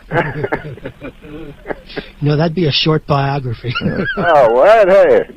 Don't come down on Norm's guy. What did you like about David Groh? His arms? Yeah, that guy had bigger guns than Jesse James. I don't know if Jesse James had big guns, but yeah, I know he carried a couple of guns. I just saw that movie, The Assassination of Jesse James. That was incredible. By the coward something or other, right? The coward Robert Ford. And how was Brad Pitt? Was he good? He was fantastic. I mean, I can't believe that movie's not going to win an Oscar. Wow, the title's too long for them to put on the nomination form. But listen, I got to tell you this real quickly. You know how they send DVDs out if you're in one of the guilds to vote on? Yeah. Very clever thing that I think it's Paramount, or I'm trying to remember who made that film. They sent me out one of those little pickles that you stick in the side of your computer, you know, whatever they're called, information things, and it had 4 films on it. So I've got this little thing I'm carrying around in my pocket. One of them is that the assassination of Jesse James. One's called The Bucket Club. One's Michael Clayton, and there's a 4th film on it. They send you 4 films on this little keychain. Isn't that a cool idea? Oh, that's really cool. Yeah, it's all on a pickle. Well, I don't know what to call it. When I bought one, what are they called, Chris? Flash drive. Flash drive. You know, a little flash drive? Oh, you're talking about a pickle. Well, I didn't mean to say the actual format was gherkin-esque. I was saying that it was. You forget what I was saying. I forgot. You either do the ethereal or the literal. There's no mid-ground with you. No, I know the flash drive. Yeah. You put it in your computer, right? And you can see 4 motion pictures. So what? So, but that's not nominated, is it? Or they haven't announced them yet? Oh, they can announce them because they have a writer's strike. Why don't we just concede we've reached an impasse here? Is there anything to be wrenched out of this chamois at this point? What are you doing today? Now, what do you got planned today? I always like to hear about your day because it's sort of, you're like Doctor Strange, the old Marvel comic character. You just levitate through your day and see all. Well, I'm on a fitness kick. I was in Santa Barbara. Actually, I was in Santa Barbara. Yeah, you were up here doing my sports show. Yeah, that was really fun. Thank you, Norm. That was nice of you to come up, and the people loved you. And I loved that place. And the hotel that you kindly got me was right on the beach. So I was running on the beach in my bare feet, and now I'm into a complete running in my bare feet thing. Mm-hmm. It only works at the beach, though. Where else have you tried it? I tried on my track, but I hurt my foot. Mm-hmm. Yeah. Well, the track is rougher than the sand. You understand. Yeah. No, if you live near a landfill, also don't try it there. Because I know you like things in one medium. You like the feel of the ped on the sand, and you try to translate to other areas. But say, for instance, you're going near Haleakala in the next few days. Also, don't try it there. It'll hurt your feet. You're like my older son. I feel like I have to caution you. Man, I was talking to one of the writers yesterday on that stupid picket line. Yeah. Oh, you were picking it. By the way, that thing's very close to never ending. right on the cusp of being eternal. Yeah. General Electric ain't losing any sleep. No, and what this writer on the line said? I was talking to him. He's a former comedian. We were talking about gigs, you know, when we started out doing comedy. Mm-hmm. And I'm sure we've all had them, you know. But I was remembering this one that maybe I'd share with you. Tell me. Well, there was this booker that remained nameless, but when I first got to L.A., he'd send me out on these gigs, and he had one that was like paid like $50, and it was a hospital, you know. So I'm like, I don't really want to play a hospital, but I guess it's a good thing to do in life, you know. Right. Even something that my Lord and Savior might do, you know, if he was a stand-up. Sure. I always ask, what would Jesus Christ do? Exactly. In my situation, and I try to do that. Well, Jesus would have done it, and he would have stayed to his time. So I go there, and I get the directions and everything, and this guy drives me up there, and when I get close to the hospital, there's all this barbed wire and stuff, and there's security guards with guns. Mm-hmm. And so anyways, it turns out it's a hospital for the criminally insane. So I'm like, your core demo. So I was like, oh God, like I had to, because I was thinking about my jokes were kind of geared towards the terminally ill, You put together that chunk, Yeah. the euthanasia chunk, and here you were dealing with the actively psychotic. Exactly. So the hospice set wasn't going to work. I knew that. So I get in, and then also I'm going like, I don't even know if these people deserve a show.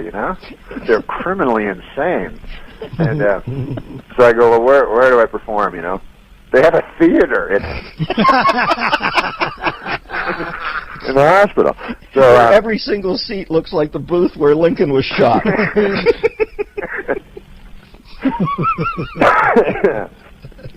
So anyway, you commence the guy says to me backstage, he goes, last week we had the Gatlin brothers. All the locals thought they invented the gun of the same name.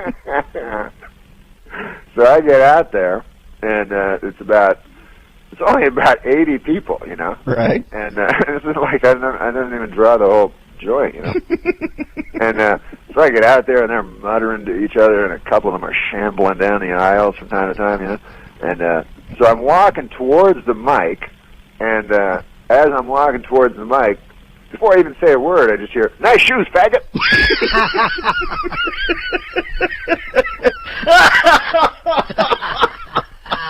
Oh, Norman! How much more is this story? I'm up against a break here. What do you got? It's over. I just went out on stage. I said like 2 words, and another guy said, Leon's right, that's a faggot-ass shoe. And then I left because I was the only guy that could leave. Oh, Norm, you are a beautiful piece of work, my friend. You blow out my complete psyche every week. I feel like I've taken a good nose blow or something because you shake my frontal lobes up. We appreciate it, brother. Have a Merry... Well, I'll talk to you before Christmas, but God, you're a funny man. Dennis, and I am lucky to have a gift under my audio tree right now. My soulmate, Stormin' Norman MacDonald. Welcome back to the show, my friend. Oh, hey, Dennis. I like that book that you were talking about. What's that? The Tasha's book. Do you know? Yeah, it's a great book. Great book. What are your Christmas plans, my friend? You want to talk holidays? My Christmas plans? Yeah. Well, I'm scrambling to get presents for everybody. Mm-hmm. I got nothing. No, I got let me think for a second. Oh, I got my Mexican gardener. I didn't know what to get him, so I think I'm going to let him steal my identity.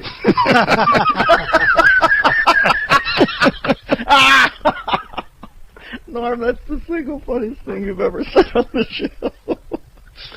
Well, that's nice. I try to get like cooler kind of presents, like I think I got I got my youngest son D'Artagnan. I've been looking for a present for him, and everybody's trying to get the Madden 08. Right. I don't want to be like everybody else. I went to my favorite place, eBay, and I got a nice little collectible, very valuable. It's a Miller 01. My first year of Monday Night Football. Yeah, man, you're great. But they're hard to find now. They're hard. It says that Testaverde game. Over and over. That's it. Well, I had a smaller arc than John did, but I was in there plugging. Hey, it was one of the greatest games ever. Uh-huh. I don't have any Christmas plans, man. All right, Ed, we can get off that. What do you want to talk about today? It's your segment. What? We don't have to talk Christmas. What's on your mind today? It's your Nothing. segment. I got nothing. I actually forgot. That we were on today. I forgot it was Friday. Well, would you like... We don't have to do it. I mean, I don't know. I can query you about specific topics or... Yeah, man, hit me. All right. Who are you voting for the presidency at this point? Seriously? Nor, those paddles they use in ER where they try to get the patient revived? Yeah. Think of me as using them on the interview right now. No, I didn't know if you wanted me to do a joke or not. No, I'm just trying to get some flow going. I'm going to vote for Rudy Giuliani because even though I'm kind of, the only real issue I used to care about was abortion. Right. Now I really, I want the toughest guy. and he seems like a tough, rough and tumble character. Right. So I like him. What side of the abortion thing did you come down on? Are you pro-choice or pro-life? Me? Mm-hmm. I don't. It's kind of unpopular. I don't like saying it because it's unpopular. All right, I'll keep you off that. No, I'm very pro-life, but I just don't think a woman should have the right to choose to murder a baby.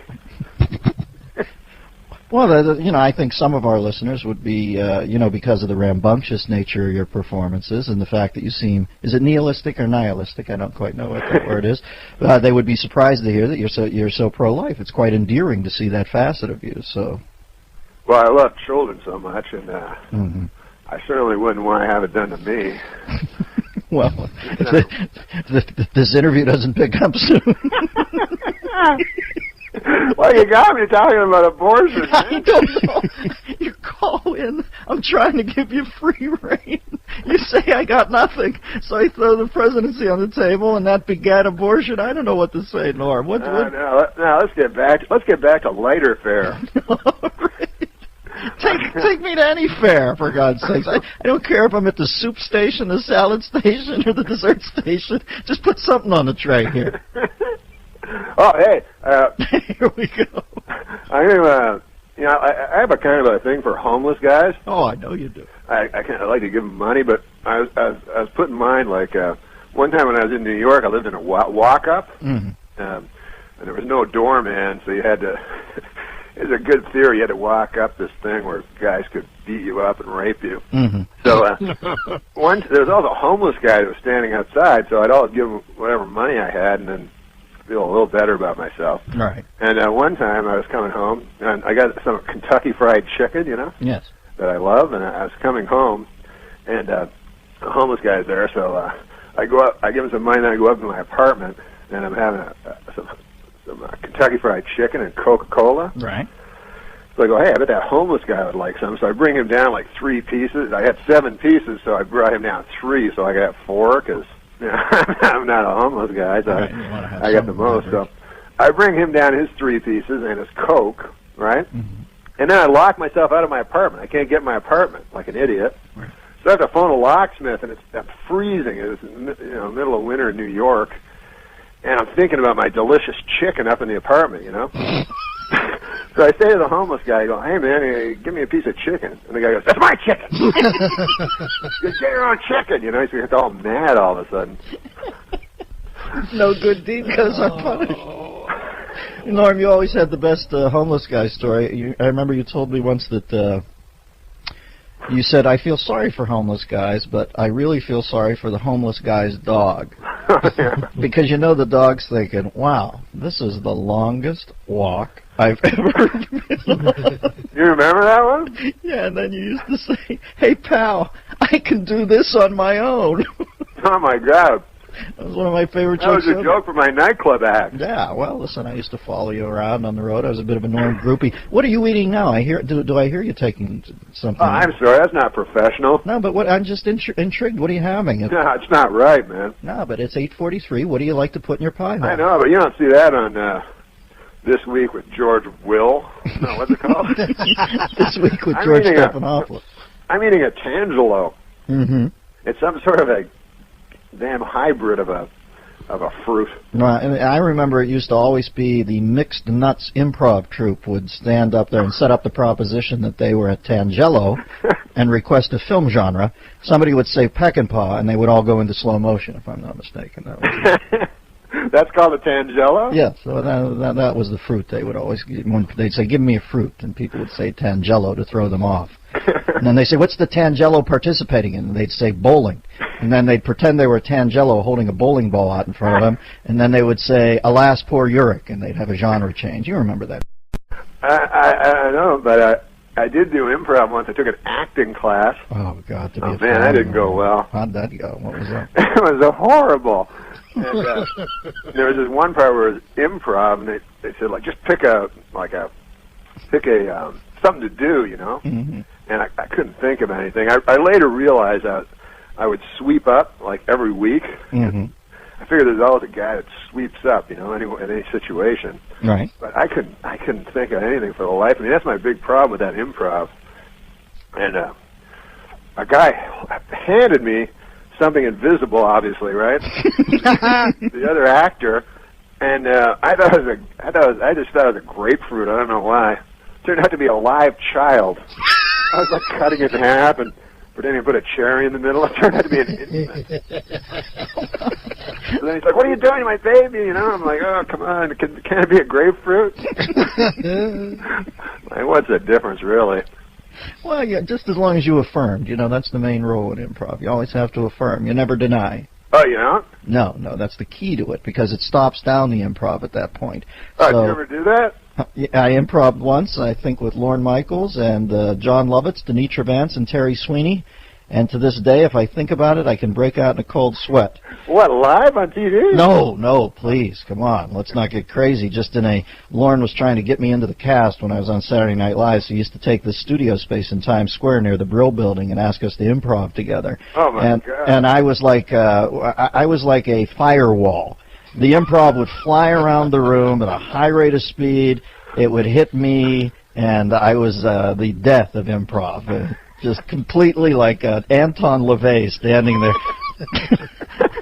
A dark prince, an inability to move it forward. So it would bounce back off me and go around the other way. And then Lovitz would always go and say, hey, you're the worst improver I've ever seen in my life. So that's my legacy at SNL. Yeah, it does stiffen you out. Oh, I can't do it, Norm. I have to be in control. You know that. And I've lost control of this interview, so I'm in a cold sweat right now. Now, what are you doing today? What do you got up? We've got around a minute left. You got anything planned today? What are you getting me for Christmas? Oh, no, really? Something. I'll get you something, man. You like hats? Yeah. Oh, cool. Well, it kind of ruined the surprise. No. Just by telling me what it was, why would I wouldn't interpret anything. Now, listen, I understand you're coming on in the first part of the year while I continue. I'm going to pass a knotted cloth through my colon in the Andes somewhere at a health clinic. And you're going to colonoscopy? Yeah. Oh, cool, man. I've had those. Yeah, but I'm having mine done in the IMAX format by David Brashears, and so it involves a little more Versed in the arm. But I understand you're going to host for a day. Is that correct? Oh, yeah. I'm going to be better than this, though. No. Jeez, let's hope not. Because this has been Algonquinian. I love you, Norm. Merry Christmas. The Dennis Miller Show. Bye-bye. Welcome back, folks. Boy, that was tough work with Norm today. Huh? Yeah. It is worth it. Yeah, it was like pulling teeth, though. Well, you know completely impacted. I equated it to, somehow, sometimes horse race, Norm came out of the box super strong with the identity theft joke, and then, like, 3 gallops in, he just breaks down. Right. And they had to bring in that shield and put it around him and just put him down. I'm the one who has to put him down. And I love Norm. I mean, he looked at... I don't need much prep work, but is Christian available now, or is he still on with Norm? Now he's doing the good stuff? Yeah. Off the air with Christian. Christian, put Norm back on. He's still on. You have anything to add? He's off now? Okay. All right. Well, folks, we were supposed to be joined this segment by the great Norm MacDonald. What's that? What's that, Christian? He's with us. No way. Norm! Yeah, that's why. Why are you making a joke? Because sometimes. No, God forbid I do that. Let me read some of these tour dates off for Norm, by the way. And can I tell you, I've often said there's 5 guys on the planet I get up out of my chair and go pay my money to see. Nobody funnier than Norm MacDonald.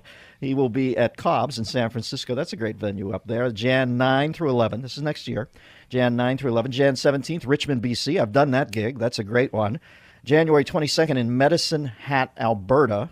I've not been there. I think I toured once, and that was in between Brigadoon and Shangri-La, but I didn't make it over there. January 23rd, Regina, Saskatchewan. January 24th, Edmonton, Alberta. 25th, Grand Prairie, Alberta. And January 30 and 31, Raleigh, North Carolina. Do yourself a favor. This is a comic genius. Norm, the last time I talked to you were working with a puppet. Does that still hold true? Why? They're not called puppets, man. Oh, I'm sorry. What are they? Ventriloquist dummies. And even that is a little empathetic. But what would you what would you imagine they'd like to be called in a perfect Well, world? I call them my friends. Yes, of course. My friends in the bag. Christian wanted me to do this, but I don't know where that bag is. What were some of the puppets? Who was your Rat Pack in there? I had my regular guy, Brad. He's just my buddy, you know. And then I got this old man, and I had trouble with him. He's too cranky. Right. And it turned out I don't even want to mention what he believed. And weren't you also beginning to work with a young Chippewa girl? Oh. Now, that one was too expensive. I wish I could find my Richard Nixon doll, because now they have that Frost-Nixon debate. Yes. And I do have a Richard Nixon doll. Uh-huh. Now I'm calling him a doll, but he's somewhere. But I haven't even started working with him on the road because I'm not very good at it yet. No. If you use the Nixon doll, you have to hold his arms up and have him say, "I am not a doll." And then you know what'll happen then? Oddly enough, as in Rosemary Woods Land, you'll be greeted by 17 and a half minutes of silence. Man, that impression was, I would say that's about equal to Frank Langella's. I thought it was pretty good. No, I'm serious. Thank you. Frank Langella sucks. As Dracula, no doubt. Now listen, where you been? You been on the road? You got any road antics for me? What's happening out there? What, in the heartland? Yeah, where you been? Some of these dates, you're getting out there into the tertiary markets, my friend. Oh yeah, man. I play small nightclubs in the heartland. I'll tell you one thing, they love you. Me? Yeah, they're always like, when are you going to be a dentist next? Wow, that's cool, man. I didn't know we were out there. I didn't even know I had an affiliate in Medicine Hat. Now, what do you do when you're up in Medicine Hat? You get off the stage at, 9:30? You're looking to cruise. Where do you go? To some bar where you buy drinks with pelts? Or what's happening up there? No, unfortunately, I don't drink, and I don't do any drugs, and I'm not promiscuous, so I don't do anything. I just go back to the hotel. I just basically, like, when you're on the road, other than the hour that you do stand-up, you know. Yes, you lay dormant. Well, you have the life of a drifter. So a lot of it's trying to find food. But you know what I found is, as I travel through the country... Tell me, Mr. Sullivan. And this might be, who knows, this might be profound.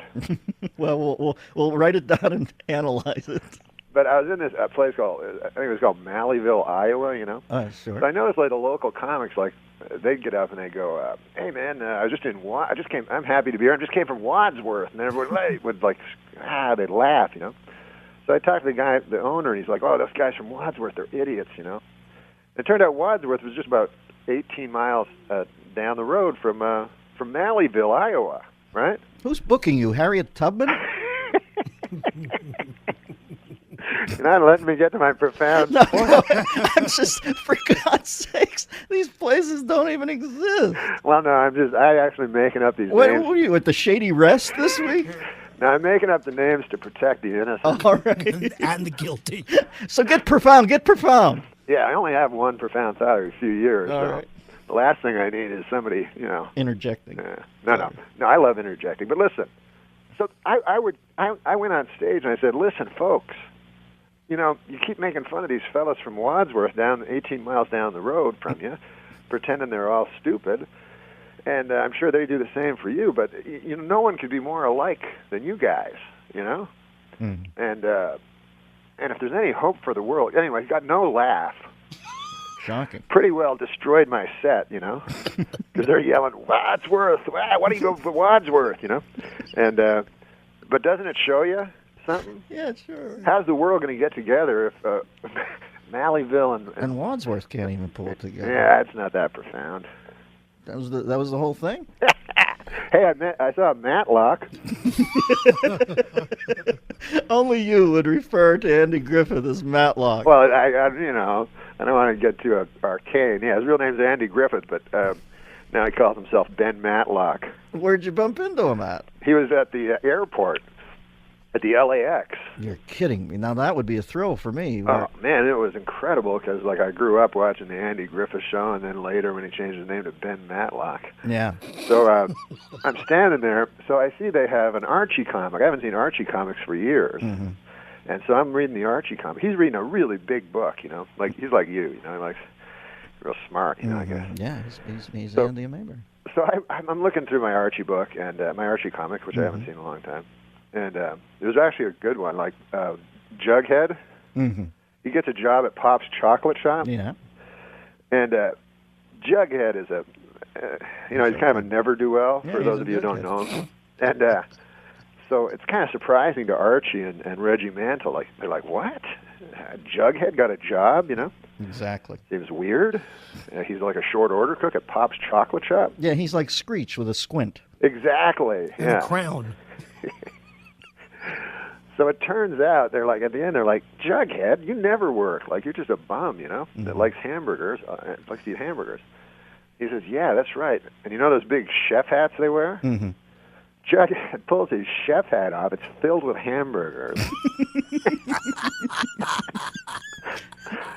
So the only reason he got the job in the first place was so he could steal all these hamburgers from Pop's Chocolate Shop. Well, they say that 90% of the heat in a human's body escapes through the head. So actually, to keep them in there is wise. It keeps the buns softened like Pink's over at La Brea and Melrose. And by the way, I don't know if you've caught the new Archie, but Midge has to extend the restraining order on Moose from 30 to 50 feet. And call in Gavin DeBecker, because Moose evidently on some anabolics and a little crazy at this point. Little handsy. All right, Storm and Norman, it's good to talk to you, brother. Let me tick these off again real quickly. This is all in January of next year. 9/11, Cobb, San Francisco. 17th, Richmond, B.C. 22nd, Medicine Hat, Alberta. 23rd, Regina, Saskatchewan. 24th, Edmonton, Alberta. 25th, Grand Prairie, Alberta. And the 30th and the 31st, Raleigh, North Carolina. And your story about Andy Griffith reminds me once that I, at LAX, at a luggage carousel, ran into the great Ray Ralston, my favorite Martian. And I asked him if he could pop the little antenna up. He hit me in the windpipe with a ridge hand. I still suffer thoracic damage from it. So I know what it's like to meet a hero like Andy Griffith. Norman, what do you got planned today? What are you going to do? Well, I was going to tell you my Matlock story, but... No, go ahead. Sorry. I've got time. Go ahead. Recount. I thought you had to go. Go ahead. No, I remember I was telling you about how I met Andy Griffith. Yes. So he's reading this big book, Oh, right, so that's it. I say, I'll sidle up beside him and pretend to read a big book myself, and then we'll get in a discussion, right? Because I didn't want to just bug him, That's how you meet people. And I was hoping maybe he'd, by some crazy chance, maybe recognize me or something. So I stand beside him, and he's reading and everything like that, and I'm talking to him and everything. Anyways, turns out the guy's not Andy Griffith. Just an old man. So now I'm just talking to an old man who clearly is always mistaken for Andy Griffith, but uses it, because I'm like 2 minutes, 3 minutes, and who would talk to an 85-year-old man? So this guy's just milking it, Oh, Norman, I love you. I'll talk at you down the road. The Dennis Miller Show. We are joined now by comedian / ventriloquist, and I still see he's acting, as I see a listing here on the sheet that he will be appearing in Adam Sandler's new movie, Funny People, currently in production. That sounds like a fun shoot. I wish I was on that one. Norm MacDonald, welcome to the show, Norm. Hey, Dennis, Merry Christmas. Merry Christmas, Norman. Where are you guys shooting Funny People at, and are you having fun with it? Oh, yeah, man, we're having a riot. I play a stand-up comedian. Wow, you're kidding me. What's the movie about? Stand-ups in general? Yeah, it's about stand-ups and how they're actually sad or something like that. Where's the shoot taking place? Los Angeles? They just pick me up in a car and I get out. All right. It's somewhere in this time-space continuum, though, right? Yeah. All right. I just I wanted to be sure. Who's in it besides you and Adam? Any other comedians? Sarah Silverman, the great Dave Attell. Oh. So it's chock full of chock-a-block, as they say. Bad actors. You snuck one in on me there, Norman. Now, what are you doing for are you a big holiday guy? How do you help the human condition around the holidays? Do you do charity work, or do you just get out there and be Norm? Is that enough for the world? Well, no. Every year I go down to the Laugh Factory. The great Jamie Masada has a Christmas thing where he opens the doors of the Laugh Factory to the homeless. So I go down there with Freddie Stoller, and we ladle out some gravy and turkey and. Have you ever had a homeless guy in the middle of his set and you've come in and bumped him because you were on network television? No, they don't do sets. Oh. No, we give food to the home. Actually, John Lovitz is going to be doing a set this year, so it's not entirely free, but everything has its price. Guys out there, homeless people doing the 20-second injury timeout gesture. Hey, enough, liar. I'm trying to have some giblets over here, okay? Can you lighten up? Jamie wanted to tell me also that this year sex offenders are, well,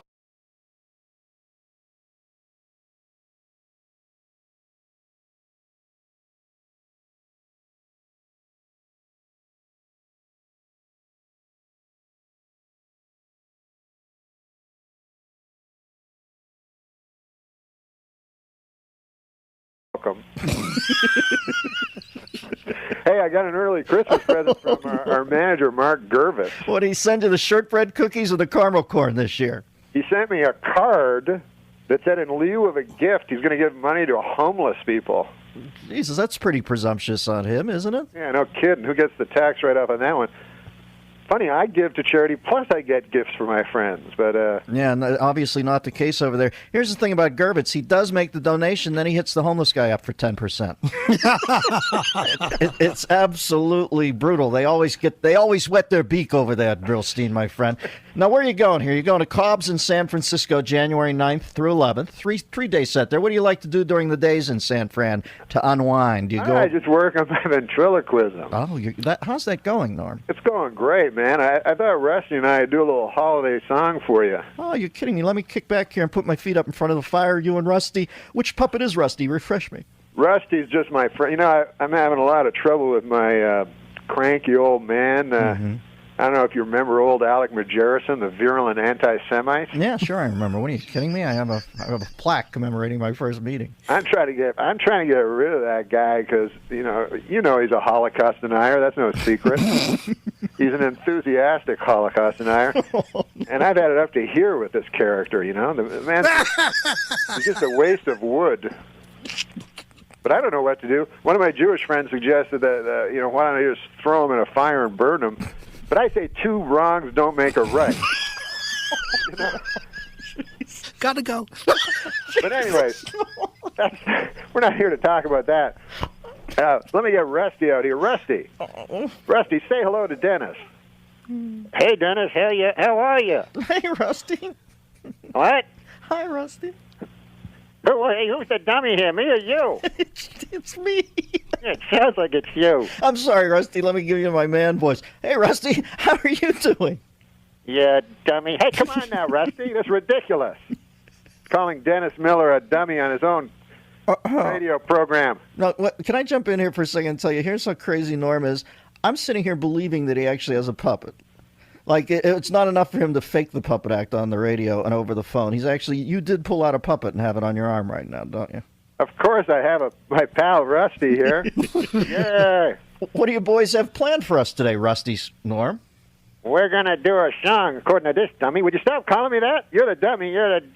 Now listen, we're going to do a song, a beautiful song. Why? By the way, Rusty, what are you doing for Christmas? Are you going to see your family? Oh, sure. In my family tree, it's an actual tree. Okay, now that's just ridiculous. You're actually overlapping dialogue here, Norm. You're not even putting a second between you and the puppet's voice. Now, Rusty, are you ready to sing that song with me? Sure. There you go. Okay, I'll start. Here we go.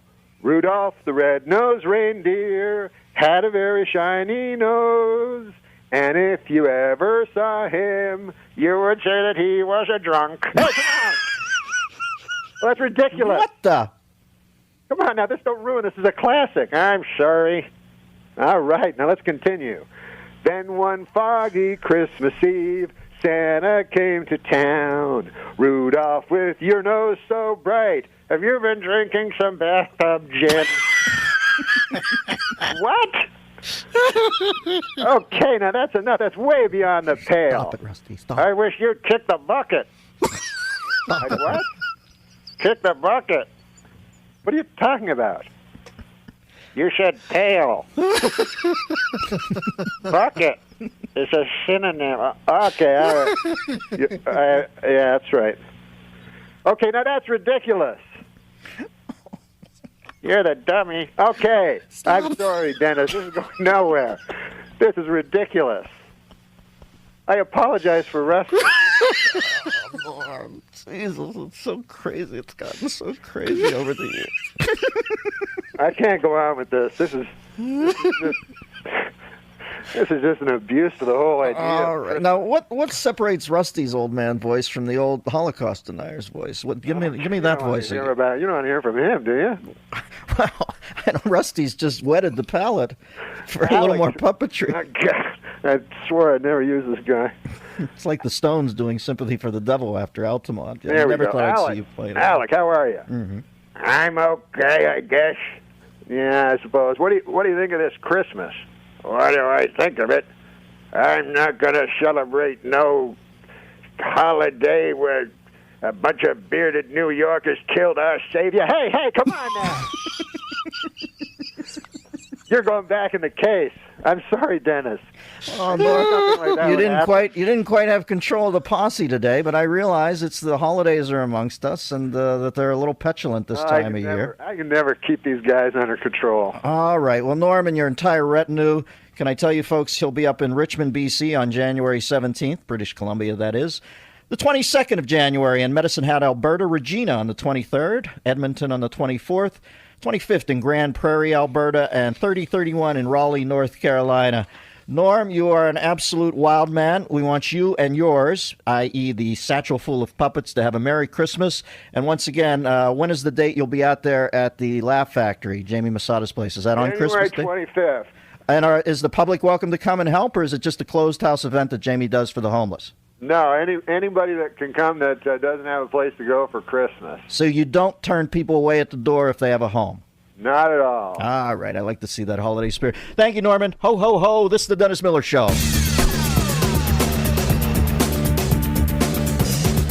What's name do I see here? Stormin' Norman MacDonald cold calling me? What's up, Norm? What, are you eating some toast? I was eating toast in the commercial, and I just sucked some down the wrong pipe, and I'm a little dry. You pick it up and run with it. What's up, Norman? Nothing. I just wanted to talk about something in the news. Here's the story. I got up early today to take my son to school. Yeah. And then I realized it was so early in the morning. And I said, what can I do? I can either, have a coffee, or I can be in show business. Mm-hmm. So you called in. So I called in because you're in show. You're one of the other guys in show business at 7 in the morning. It's a bridge and tunnel thing, exactly. No, but listen, man, I want to talk about the news.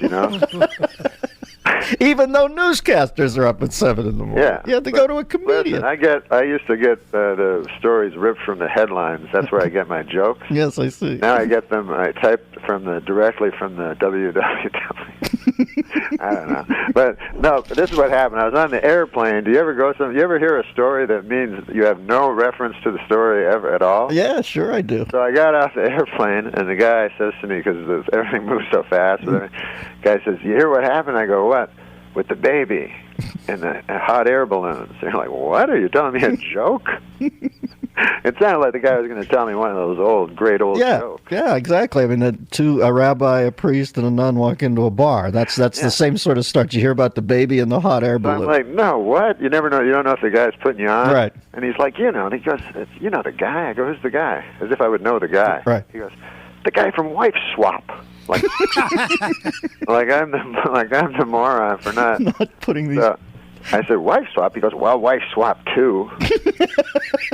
And he's like, his attitude was like, where have you been? Yeah, well, the amazing thing is that you're so much of an adult, you can't put this disparate list of ingredients together. Baby, hot air balloon, Wife Swap 1. No, Wife Swap 2. Where do you take it from there, Norman? Well, I know kids love rides. Yes. But I will say about the whole hot air balloon industry, I've never been I don't know, man. I've never been one to say, hey, I'd like to go up on a balloon with a blazing fire underneath me. It seems like there's about 7 ways you could end up perishing. There's only one way you could survive. The only people who have ever pitched it historically were Forbes magazine, Malcolm Forbes and Jules Verne. They're the only people who ever made hay off the hot air balloon. Everybody else, you're right, has ended up on Mysterious Island. Don't you think Malcolm Forbes, he's like, hey, man, maybe if I go up on this hot air balloon all the time, people will think of me as a hot air balloon guy and not a secret fruit. Well, everybody has their motives. I think you might have laser locked on. So you're not sending your boy up in a. Myself in that. Oh, you're not sending your own son up in the hot air balloon, Norm. No way, man. No, my son's just into regular boyhood things, bungee jumping. Right. Indelible paintball. Yeah, he likes to cut himself because he says it makes him feel something. I'm like, what's wrong with feeling nothing like everybody else? Norman, it's good to hear your voice, buddy. What do you got coming up? Anything? Oh man, I'm going to be at the what? All those names, you know? Well, get them to Christian. I'll read them, man. I hate to make you do your biz, but I'll do it after the break. I got to take one now. Thank you for cold calling us, baby. I appreciate that. The great Norm MacDonald. Why doesn't he just feel nothing like the rest of them? This is the Dennis Miller Show. We have a special surprise that I've whipped up for right now. Surprise you've been warning. Who's no. I just saw the name on my board. Norman MacDonald. Oh, what's up? I was going to say that surprise thing. That's news to me. What's up, you crazy bap? This has been set up for weeks. No, it hasn't, you bap. Don't put me in harm's way. No, hey, I just want to say Christian say goodbye to Sal. And good riddance. No. Thanks, I Norm. love Sal, man. Yeah, have you ever met? I appreciate that. Yeah, I met him. He was, when I first went in and guest hosted your show. He was great. He was really nice to me. And then the next time, I don't know what happened. He wasn't there. I guess it was like Ed McMahon when Johnny left. He left. Yeah, he had that written into his contract. Now he was here for every other guest host. He's allergic to the puppets. So when you came in with the guys, he could not be there with you. Yeah, I was home. I got you. I was home that was under my That bed. was a mistake by me. How are the guys? Are you still doing the puppets? What was the one? The Holocaust denier American Indian puppet, or what was he? Oh yeah, that guy. No, that guy's playing wrong. But listen, what about these Olympics? Are you? Wow. Gee, I feel like two seagulls going after a dreamsicle. You're wrenching it back into the Olympics. There, you didn't want to talk about the puppets. All right. What about these Olympics? No, I love the Winter Olympics. Tell me why. You know? Why? Because you get all the great sports together. You know, you get hockey, and then all those other things, and all those other stupid ones. But I saw figure skating, which always never fails to appall me, because these guys are such incredible skaters. It's beyond me why it never occurs to them to pick up a hockey stick. You know what I mean? Like, it's like if they had a sport, you know, where the guys just running around a football field, you know? Yeah. Doesn't make any sense.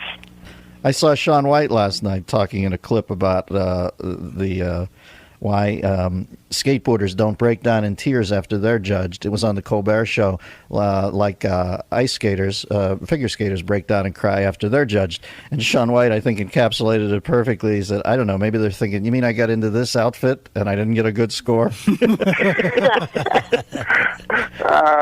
What about that Johnny Weir's outfit, man? That was hotter than a $2 pistol. Yeah, Johnny. Do you have a little, I don't know, you got a little crush, or what do you have there? What? No, I mean, he's no. I don't know any other. Brian Boitano. He's no Brian Boitano. Elvis Costello or whatever. Elvis Costello. No, You mean Elvis Supak or whatever? Stoico. Yeah, Bob. He's no Bob Stupak. That's the guy who built the Stratosphere in Vegas and has no chin. He's dead. He's an evil-looking man. Yeah. But forget about him. Yeah, I've already. No, we got the gold medal from a guy that lives near me in Santa Monica, Ivan Lachoyevich or something. Yeah, that's it. He beat the commies. He put the commies in their place. Plushenko. Yeah, Plushenko was the Russian. Yes. That lost, and now is complaining about it. And I forget what the other guy's name is already, but he was a pretty classy kid. Did you like his outfit? He had the black Dark Knight batsuit stretch suit on. Yeah, I like that. Didn't you tell me that you once had Julie Newmar in the Catwoman suit in a hole in your basement that you had dug? It rubs the lotion on its catsuit. What about Tiger? Listen. Speaking of sports guys, and I know you follow the sports. What about this Tiger Woods? The whole scenario. I haven't talked to you since that happened. Well, the only thing that surprises me about it is that people were surprised. You know what I mean? Mm-hmm. They're like, "Hey, wait a second! You tell me that? Are we talking about the same guy? the super charismatic billionaire? You tell me that guy likes to lie down with the ladies? I don't believe it." Says my brother-in-law Mort. That'd be a different story. That would shock you if he had closed 14 porn stars, hookers, and models. Exactly. But I was trying to tell, because the ladies are all harping about it, that there's another story with Tiger Woods, that people don't seem to focus on. It's a story I've been following for the last 12 years of my life, and concerns Jack Nicklaus and Sam Snead and history, but it has no ladies in it, so that's the problem with it. Did you see history? To me, if you're gonna be angry at Tiger, you have to be able to name at least 3 golf tournaments. I'm still on the last line. Did he say what I thought he said? Yeah, he said history. History? Yeah. All right, because I thought it was. Are you sure it was history? Yeah, he's having a little story with history. Oh, okay. Jeez, I thought I had gone a couple letters south and scared the living hell out of him. Now, Dennis, it turns out he's a sex addict. Yeah, do you believe that exists, or is that just a contrivance? Well, I don't know, because to me, if you're an addict to something, it means you do it a lot. Like, you know what I mean? Yeah. Like, what if you had sex with your wife every night? I mean, would that make you a sex addict? Yeah. Mm-hmm. More than somebody who had sex with like 100 women? No, I think the 100 woman puts the risk thing into play and makes it more of an addiction because of the danger involved. But but with an alcoholic, it's the booze. It doesn't matter if he uses the same glass. So you're saying if a man regularly makes love to his wife, he should get some therapeutic help? I think that Tiger's a hot piece of ass. All right, I think that sums it up. Where are you performing, Norm? Where can the people go see you? I don't know. No, nothing happening right now? No, I'm going on the road for a long time. If you want to see me, check me out on the road. All right, I'll go to the road, and I'll look for you. Good to hear your voice, boy. You're splendidly demented. We'll talk to you. Thanks, man, and see you later. Well, is Sal's going to be the announcer on the Tonight Show? Yeah, that's Sal's jumping over there. That's one of the new things. You know something I don't know? They're about to announce it. Thank you, Norman. We miss you. Good to talk to you. Norm MacDonald, but he is what? No, he's actually on. What? Norm? What, Dennis? You're a freaking genius. Can I tell you that plane ride you were on and that Twitter jag, I followed it for like 5 hours. God, that was funny, man. Whoa. Oh, well, when I was tweeting? Yeah, it was killing me, Norm. I was watching some games or something, and I had the Twitter on, and I just kept following your tweets, and I could see you trapped on the plane going through the sleeve on the front of the seat in front of you and pulling everything out. Hey, look at this porta-kiln in the airport store and stuff like that. I was running out of stuff. I was running out of stuff. Now, Norm is... much stuff on a plane, but listen, man, I know you tweet because I follow you. Yeah. I started tweeting like a few weeks ago. Yeah. And these are the 3 people I follow. Who's that? At Sarah Silverman, Mm-hmm. at Dennis DMZ, Right. and at Steve Martin to go. Yeah, Steve Martin's killing me. You guys are funny, man. Thank you, Norm. Just a young kid with a dream. What are you working so hard for? Norm's going to host High Stakes Poker on the Game Show Network. And I hope to get on this show. I want to go on and do the sports show with Norm MacDonald because I know Norm knows his sports. And who's funnier than Norm? Nobody. That's on Comedy Central starting April 12th. What are you working so hard for, Storm and Norman? You just experiencing a rebirth? Comedy Central, one of those specials. I know. You got your first hour special. It premieres Saturday, March 26th at 11:30 p.m., 10:30 Central on Comedy Central, right after the rebroadcast of the Donald Trump roast. And like I said, you're usually an easy rider, man. Why? What are you, just in a midlife crisis, or why are you working so hard here? What? I'm just saying, some guys think I gotta start hustling it, and you're 3 projects in the space of a week. What's up? No, listen, Dennis. Have you heard about this Huckleberry Finn thing? I heard something about they wanted to take the N-word out, right? Yeah. Anyways, I wanted to bring it up before I forgot, and then we'll get on to my my project. All right. Do you have any observation on it, any tweak on it, or just the cognizance of the fact that they want to? No, well, I feel it's a thorny issue. Mm-hmm. No, that wasn't the whole thing. No. I thought you were going to go like, well, how so, or something. Tell us more, Norm. Why don't you I feel it's a thorny issue. Yeah, I'll tell me you why. too. Why, Norm? Well, you got Mark Twain, and you're talking about. I mean, for those of you who don't know, what I'm talking about. They've taken out the N-word, out of many of the books of Huckleberry Finn. Norm, they've taken out. And so you got a thorny issue that I think I have a solution to. Do you want to hear it? No, man. Never anything more. Well, the thorny issue is this. Yeah.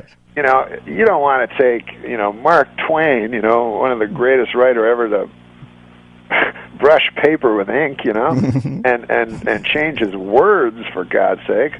On the other side of the coin, you don't want to have a young African American boy in school, hearing that word out loud and causing him pain.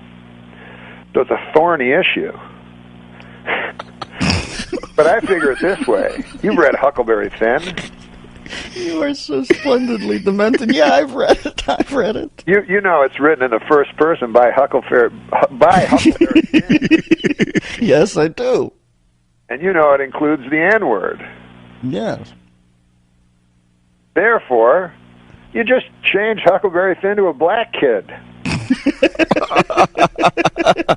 And it's like a rap song at that point, right? Exactly. Everything's cool. Now, let's get to my project. Now, was there any sort of Samuel Clemens No, autobiography? he's made his fortune. Was there any subtle disparagement in the homosexual community when you said Huckleberry Bin? I didn't. Because somewhere out there there's a gay kid in high school. Now, something slipped up there. Some cog got meshed up. Now, Norman, I know you've been a poker fan for years, but you're gonna step in, replace Gabe Kaplan. I've been thinking about this for 2 years. I've been thinking Norm would be so perfect on this. How are you going to treat it? Are you going to be diffracted, or are you going to be solid poker info? Well, I don't know. The thing about it is, it's hard because you can see their hole cards. Mm-hmm. So the instinct is to go, what's this guy, an idiot? Why? Clearly that other guy has a 6. Yeah, but he can't see that. Like, why would he even think of calling? That guy has a 6. So, you don't want to say that. So, and then they're like, be funny. And so I go, what's with that guy's shirt? You'll hear that a lot. My favorite poker players is the bald guy named Gus. Do you know the cat I mean? Gus Hansen, yeah. That guy's a beast. Yeah, that guy's awesome. Beast. Man. High Stakes Poker. That'll air Saturdays at 8 p.m., 7 Central on Game Show Network. There's 5 comedians on the planet I'd set the TiVo for, or better yet, be in front of the screen for an hour comedy special. It's Norm. He's calling it Me Doing Stand-Up. It premieres Saturday, March 26th at 11:30, 10:30 Central. Stormin, are you proud of it? Are you doing it live, or is it in the can already, and how'd it go? No, it's in the can. Mm-hmm. They let me edit it. I was always afraid to do a stand-up special, No, when you chortled after in the can, was that another subtle disparagement of the imaginary high school gay kid? Kind of. You're a tricky boy. But they let me edit the special, so I was really happy to because I was always afraid, because a lot of times, like when I've seen those specials and. I was like, I don't want me to say a joke, and then you cut behind me and show, because they like when I went to do the special, they had something called a jib. It's this camera that like moves around Swoops and stuff. Like like the same camera they have at the NBA games, Right. And I said, I don't want that. No. Stupid thing. It's like they do the shot where they swoop in at the beginning of the Lacajo Fall remake across Miami exactly. Beach. Across. Like you remember old Johnny Carson. Believe me, I'm obsessed. Yeah, and you were on the old Johnny Carson show. I wore an ascot. Yeah. I wore an ascot. The Germans wore gray. Well, they would shoot a comic from his belt to the top of his head, And everything what you was like. fine. Mhm. I'm reading your tweets here, man. They're hilarious. I think of you as Mark Twain. You know what cracks me up is when you compare Gaddafi to Stuart Marco. I do that every third tweet. Norman, You know, that's Don Adams. You probably know that. do you? That's Don Adams' brother. Margolin is. Did you know that? No, I did not know that, but now it makes sense because when I met him at Hef's, they called him Agent 69.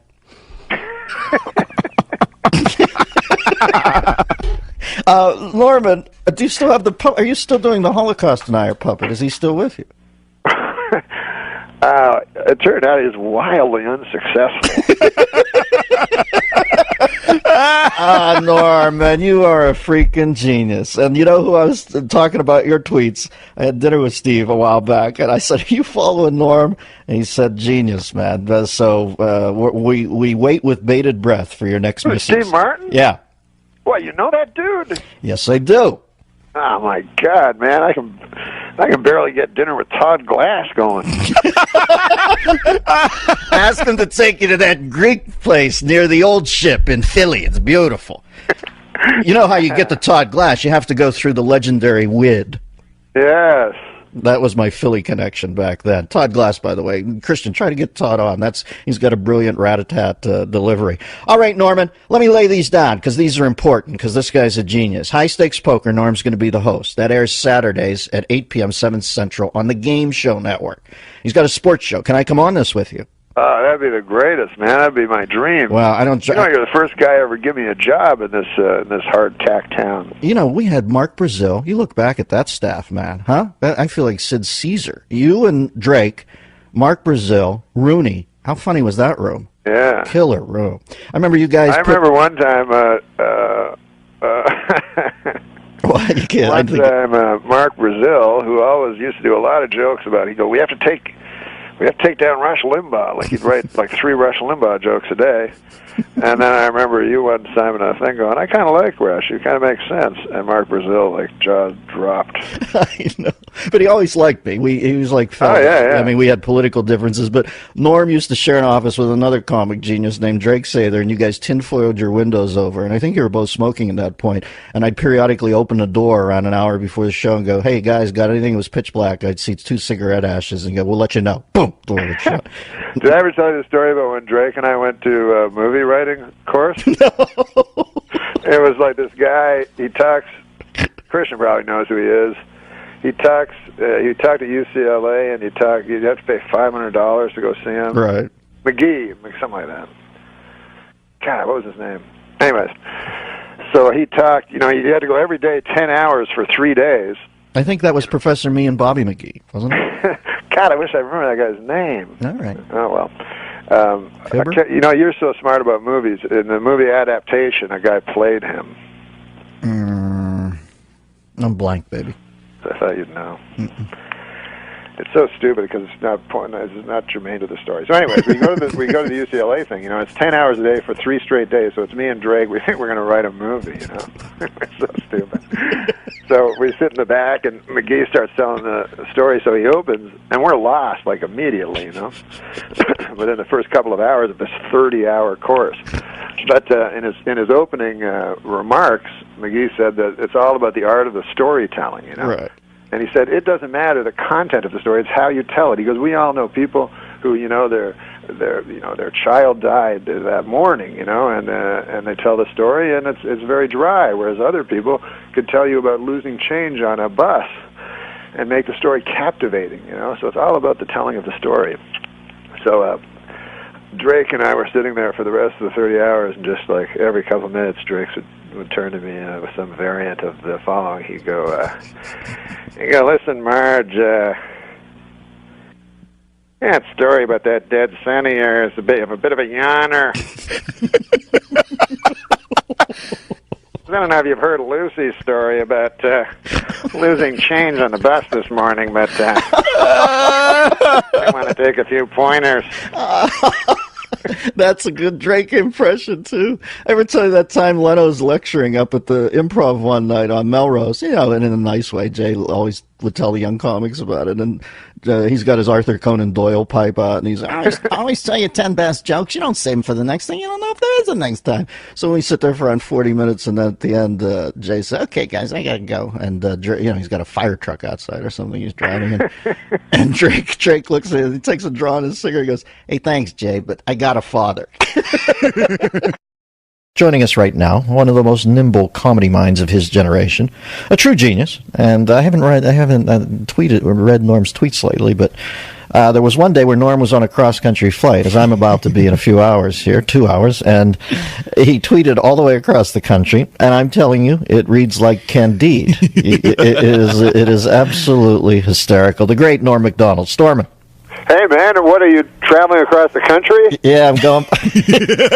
Yeah, I'm going back to New York today. Where are you at? I'm in Los Angeles. All right. I'm in Los Angeles, the city of. No, but I'm not Spanish. Listen, I don't know everything. But what are you going to do in New York? Wish that you were there, quite frankly, so I could have dinner with you. Where do you like to eat in New York, Normie? What do you like? I like Wally and Joseph's. Oh, Bernie used to take me there. Did Bernie take you there first? Oh, no, he didn't. Bernie Brillstein took me there, and they have the killer steaks and a nice bowl of pasta, too. So it's got the green sign down in the theater district, right? Yeah, exactly. Yeah. And there's this other restaurant that was right across from my apartment. It's called Patsy's.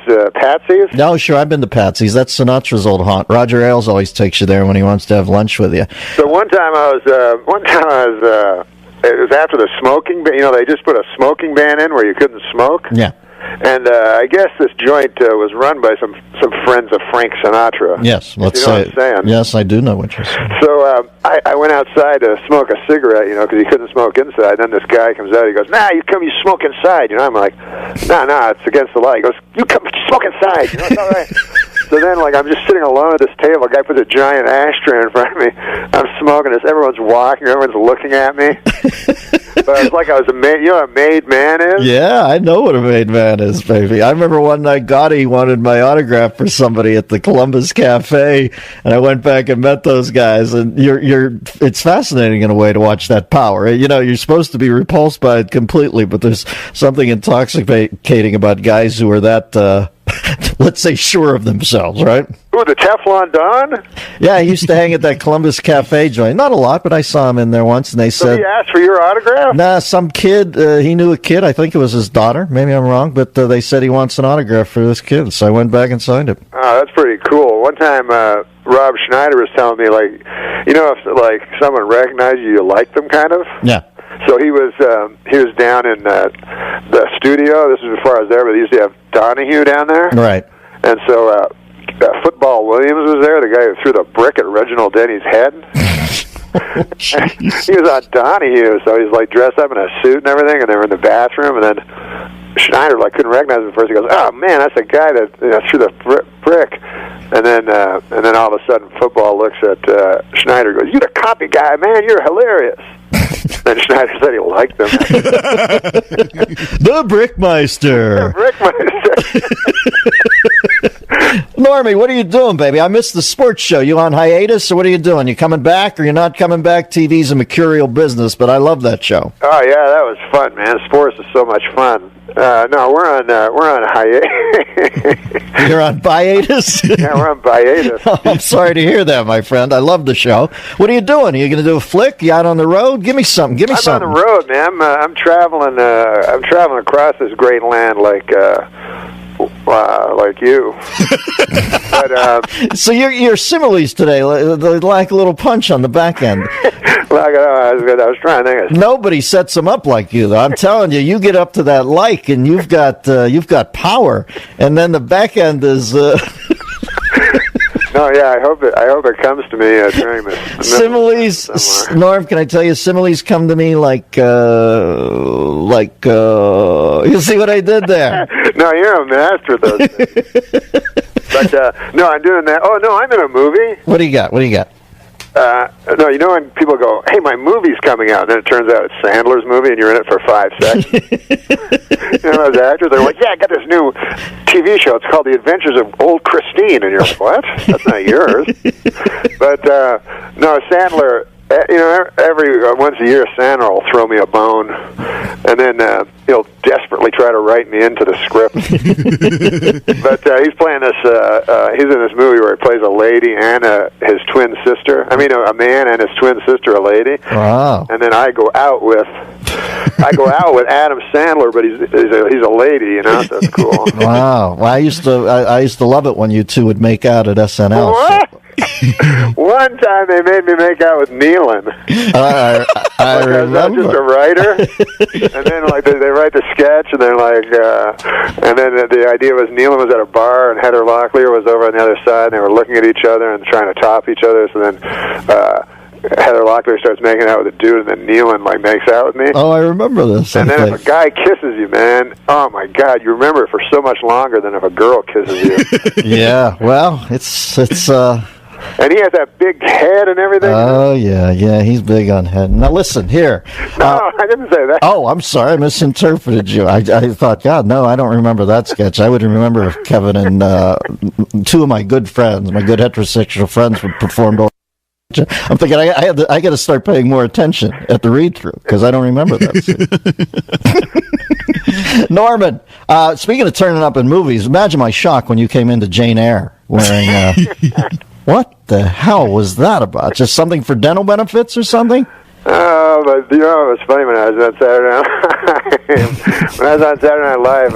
Milos Forman, the estimable director of One Flew Over the Amadeus Nest. Yeah, so he would watch Saturday Night Live, and so he liked to update. He barely understood English. Yes, well, but, so he goes, oh, yeah. So anyways, he invites me to go eat with him at Nobu every week, right? Yes. And so it's me, him, two of his friends, and these guys are from Europe.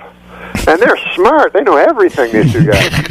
And him, and they're talking about, they know nothing about popular culture. Right. It's all like, oh, did you see the guy's best friend is Vaclav Havel. And I'm trying to get through it, And then, so finally I knew one thing, I was like, because when I was young, there was an insurrection in my home province in Canada of Quebec, Yeah, so you're going to throw that down to look cool. I started talking about the Front de Libération de Quebec and their terrorism of the early '70s.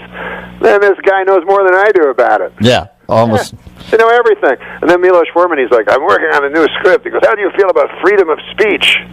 I'm like, I don't care. Who cares about that? He's like, what? He's like, I lived through 7 different regimes. I'm like, okay. Strange bedfellows. All of a sudden, he's looking at you like with that blank stare, like Chief at the end of Cuckoo's Nest. Yeah, exactly. He's got the Will Sampson lilt. That was the guy's name. Yeah, listen. It was the guy's name. Seriously. Did you ever read the book? The book is written from the narrative of the chief. Look at you, Norm. Behind the scenes, you're a genius, aren't you? No, I just read one book. All right, so that's the only book you've ever read. We just happened to bring it up during here. No, but that was a great book. I read that Kesey worked in a mental hospital or something. Right, he did. And gobbled LSD by the handful. Well, good to know our lunatics are in the hands of Doc Ellis. Doc Ellis pitched a no-hitter on LSD. I know. Have you seen the cartoon of that? No. I didn't know, because I always thought maybe that was a myth. But then on the internet, they have Doc Ellis actually talking about it. You got to check that out. It's www.youtube. All right, Norman, what are you up to, man? I hope I see you soon. I miss you. You get the boy packed off to college? Everything good? Oh, yeah, man. I guess you've already been through that. Yeah, it's sad, man. Holy Lord, it's sad, man. There's a Dylan-sized hole in my heart. Yeah. Does your boy have any of your chops? Is he quirky funny? No, he's a good boy. Yeah. He's quirky, that's for sure. Yeah, well, I know you love him, Norm. It is tough, man.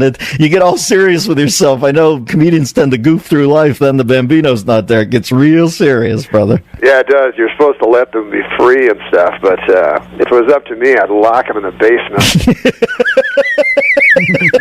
Hannibal Lecter, home time. All right. Good to talk to you, Normie. I love you. You're a genius. You know that. Hey, say hi to Nikki for me. All right. I will. Who's that? Nick DiPaolo. He's Oh, coming on Nikki. right after Norm. I'm sorry. Oh, was that a surprise? No. No. I thought you were talking. For some reason, a girl popped into my head or something. I will. I'll say hi to DiPaolo. By the way, Norm, we would have accepted Charles Kuralt or Kerouac. Oh, wait a minute. Just so you know. How do you know that stuff? What's that, Christian? He was looking for I Go Across the Country Like. Oh, Kuralt or Kerouac. They would have both been fine. Let me see. Lewis and Clark. They would have been good, too. Harriet Tubman on a roadie. All right, we'll talk at you, Norman. Well, there he is. Norman, evidently passing a stone or something. No, listen, man. Christian gave me some